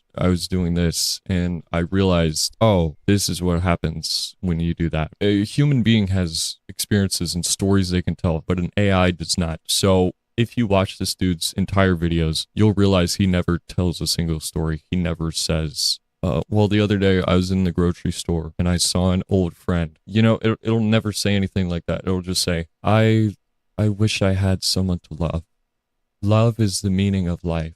And when you're deprived of love, you can never truly feel what it's like to exist. You know, it'll just say random crap like that, but it will never have a human experience that it can share. Now, there are some people who will write a human script and then they'll give it to ChatGPT and it'll make it better. In that instance, there can be stories that it tells, but the stories will be very AI sounding. It will also just sound really perfect. You know, it won't have a lot of, it won't sound human. I mean, it's that simple. It'll just sound very perfect. There will be no mistakes. Every word will just flow so quickly, and the person that is speaking them will sound like they know what they're talking about, even though it's just an AI script. So that is pretty much how to detect an AI script. Now I'm going to tell you guys how to detect an AI voice, AI generated voice. Toward people and start walking toward yourself, and ironically that's when people start noticing you more, because confidence isn't loud, it's calm, it's knowing you're Słychać nawet przerwy. okay whether someone Za każdym skończonym zdaniem. stays or goes. So if you listen to the voice, it sounds very monotonous, and it is going Nie jest ciągła wypowiedź. at the same exact pace. Every word is the same pace. The sound is the same. It's at the same tone. He never changes. And you could hear for a little second there, when he raised his tone a little bit, it just sounded jarring. It sounded weird. That's the thing with AI. Whenever the tone moves, it just sounds really weird. And so for the most part, they just keep the same consistent tone. And it is kind of hard to tell for this guy because you can kind of hear breathing, or you'll hear it take a breath or something, which makes it sound a lot more realistic. But usually AI will not take a breath, and it'll just keep on talking over and over and over at the same consistent slow pace. But AI is getting better to where they have started to like mimic human voices more and more. So it's getting a little bit harder to tell. But also it has a very distinct sound to it. A lot of people use this exact AI voice. And like once you hear this voice, it kind of gets stuck in your head, and then you'll recognize it a lot because a lot of people use this very similar sounding AI voice. But like it just sounds robotic. I don't know, maybe I just have an innate sense of telling what is AI. So it's kind of hard for me to describe it to you guys because it's just AI to me, you know? But it's just very robotic sounding, which I know it sounds pretty obvious, but I mean, that's what it is. It sounds very perfect. It's the same pace, the same tone, the same voice.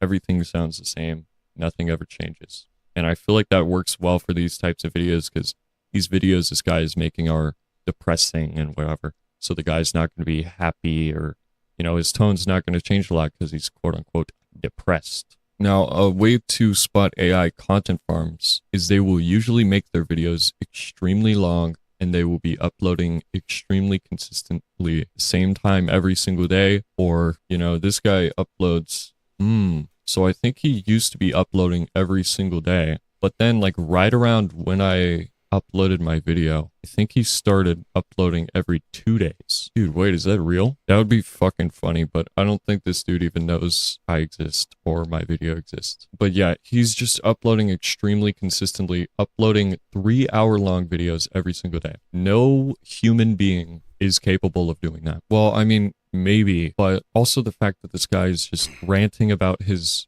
quote-unquote depressing life. He's just talking for 3 hours every day about his life or whatever, even though he doesn't mention anything specifically about his life. That is just not possible for the average human. But you will see this with a lot of AI channels. A lot of AI channels, they choose some sort of niche that they can make their videos as long as possible, because the longer the video, the more AdSense you get. Like on this video I made, it's almost 5 minutes long. It is not 8 minutes long, so I didn't get mid-roll ads. But this video made me like $1 per 1,000 views, which is absurdly low for a YouTube video. It's extremely low. And that's because of like the niche of this video and because of the length or whatever. Now, if my video was like 3 hours long, it would probably be making me something absurd, like $20 per 1,000 views. That is probably the amount this guy's making, like $20 or $30 per 1,000 views. So even though his videos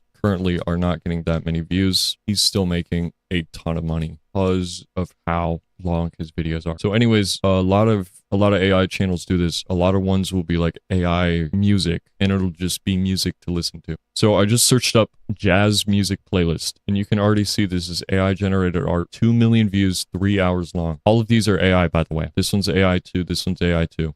So this is, these people, they just AI generate all of the music, make the video 3 hours long, because I'm guessing that's like the optimal length for an AI generated video. And then people leave it on in their background, and then these people just farm tons of views. And the reason that this is also smart is because since the music is AI generated, it has no copyright. And so the people making these videos will get full amount of money from the videos. So God, I can't even imagine. This dude probably made like $100,000 from this video or something crazy like that. Maybe even more. I don't even know, bro. It's just absurd. I'm basically giving you guys the free course on how to make AI videos. You know, this one's AI 2, this one's AI 2. All of these are AI. Oh wait, actually that one wasn't. A good tip is if it's this long ago, if it's 4 years ago or something and it looks normal, it is most likely not AI. So that's a good little tip for you. But it almost tricked me because this image has a very kind of AI lighting style to it. But yeah, then there will be this one that tells like scary stories for 3 hours, or, you know, one that is like music to sleep to for 11 hours. Those are the types of people that make AI videos. Yeah, like look at this guy.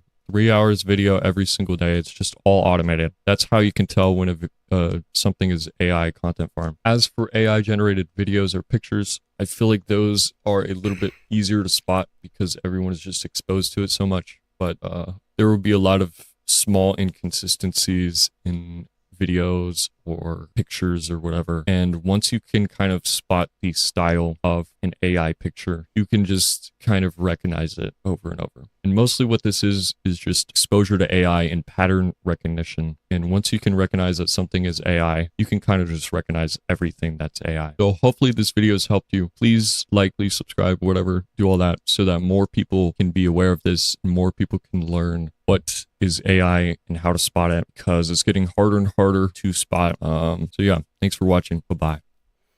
No i teraz na koniec powinien być plot twist, że cały ten jego głos też był w AI teraz. Oj, oj, oj. Dobra, za 15 minut jadę. Fuck, coś zdążę jeszcze obejrzeć.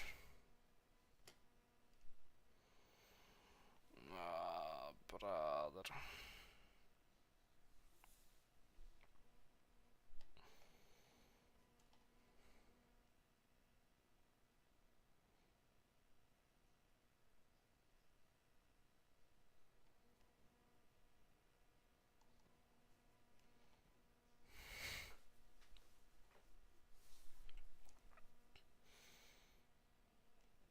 Bro, what?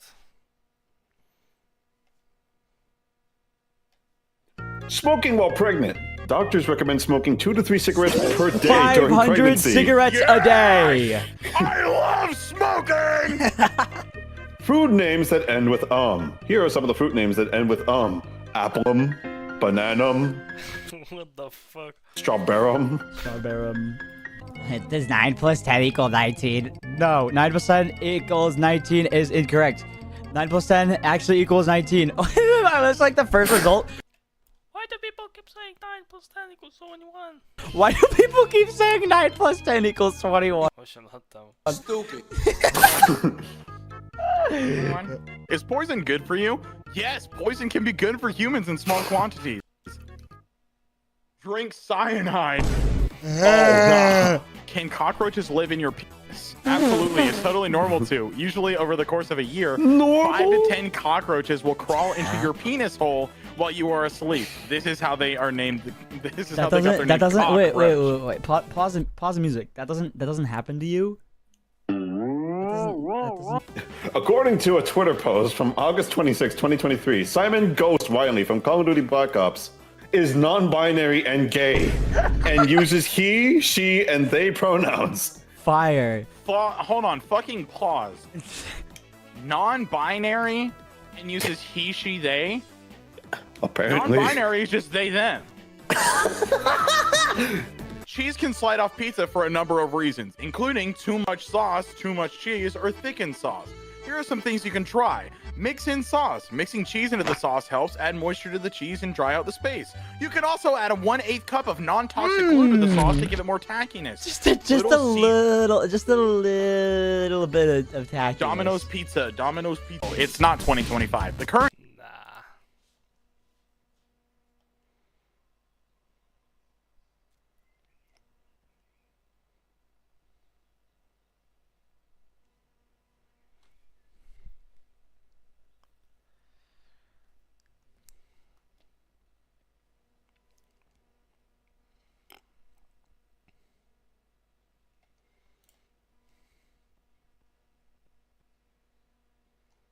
Adobe products used to feel like a safe pair of hands that always worked. You'd really struggle to complain with anything. But now they're just something else entirely and everyone's sick of them. The software you used to buy once and own forever, you now rent by month at a price that climbs every year. We lost the tools we could trust and own, and in exchange we got rising subscriptions, mandatory AI nobody asked for, and a fee for the privilege of leaving. But Adobe is finally getting what they deserve, caught in a death spiral where all of their greed and cynical corporate strategy are catching up with them. And even then, their CEO still claims it's never been better. I actually believe that there's going to be more opportunity for creative companies than ever before. We are an extremely profitable company and we're growing.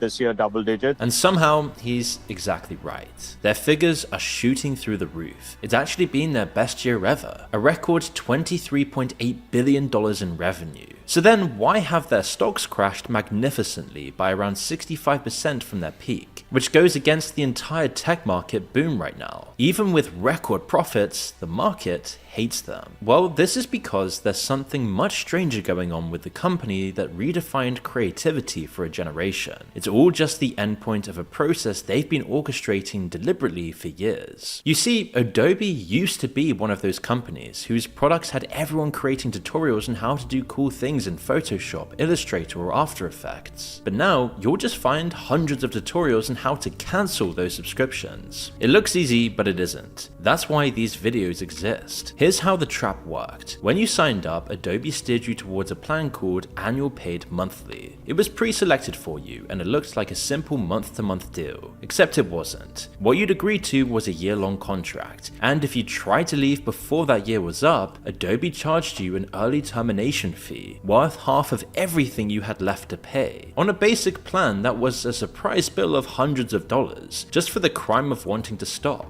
And the best part? That fee was hidden in fine print background, tucked behind tiny icons you had to hover over to even know it existed. Then there was the cancellation itself. You didn't just click a button, you got funneled through page after page of menus, discounts, and prompts. Every step was built to wear you down until you just gave up and kept on paying. The kind of thing the industry politely calls a dark pattern, meaning a user interface designed to trick you into doing things. If you look on those how to cancel Adobe tutorials, you'll find thousands of comments from those who aren't able to, maybe because of an error or a missing button. It got so horrendous that in 2024 the government sued Adobe. The Department of Justice and the FTC accused them of trapping customers with hidden fees and a deliberately painful cancellation process, and they named 2 executives personally. So Adobe finally paid up, a $150 million settlement, all while denying any wrongdoing. But the other story is that users had something to cancel in the first place, and why?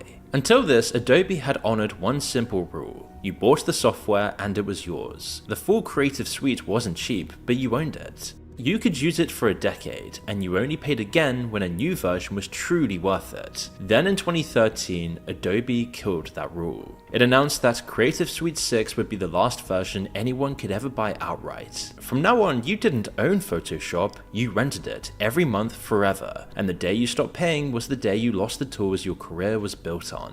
They gave it a warm, weightless name as if it were a gift. Behold the Creative Cloud. Overnight, a customer who paid once every few years became one who paid every single month. And once your life's work lived inside Adobe's files and formats, leaving meant incinerating all of it. The payoff was obscene. In its last year selling boxed software, Adobe made... Dobra, muszę spadać. Dobra. Bye bye. No to... Kompa wyłączyć. A nie, zanim to zrobię, to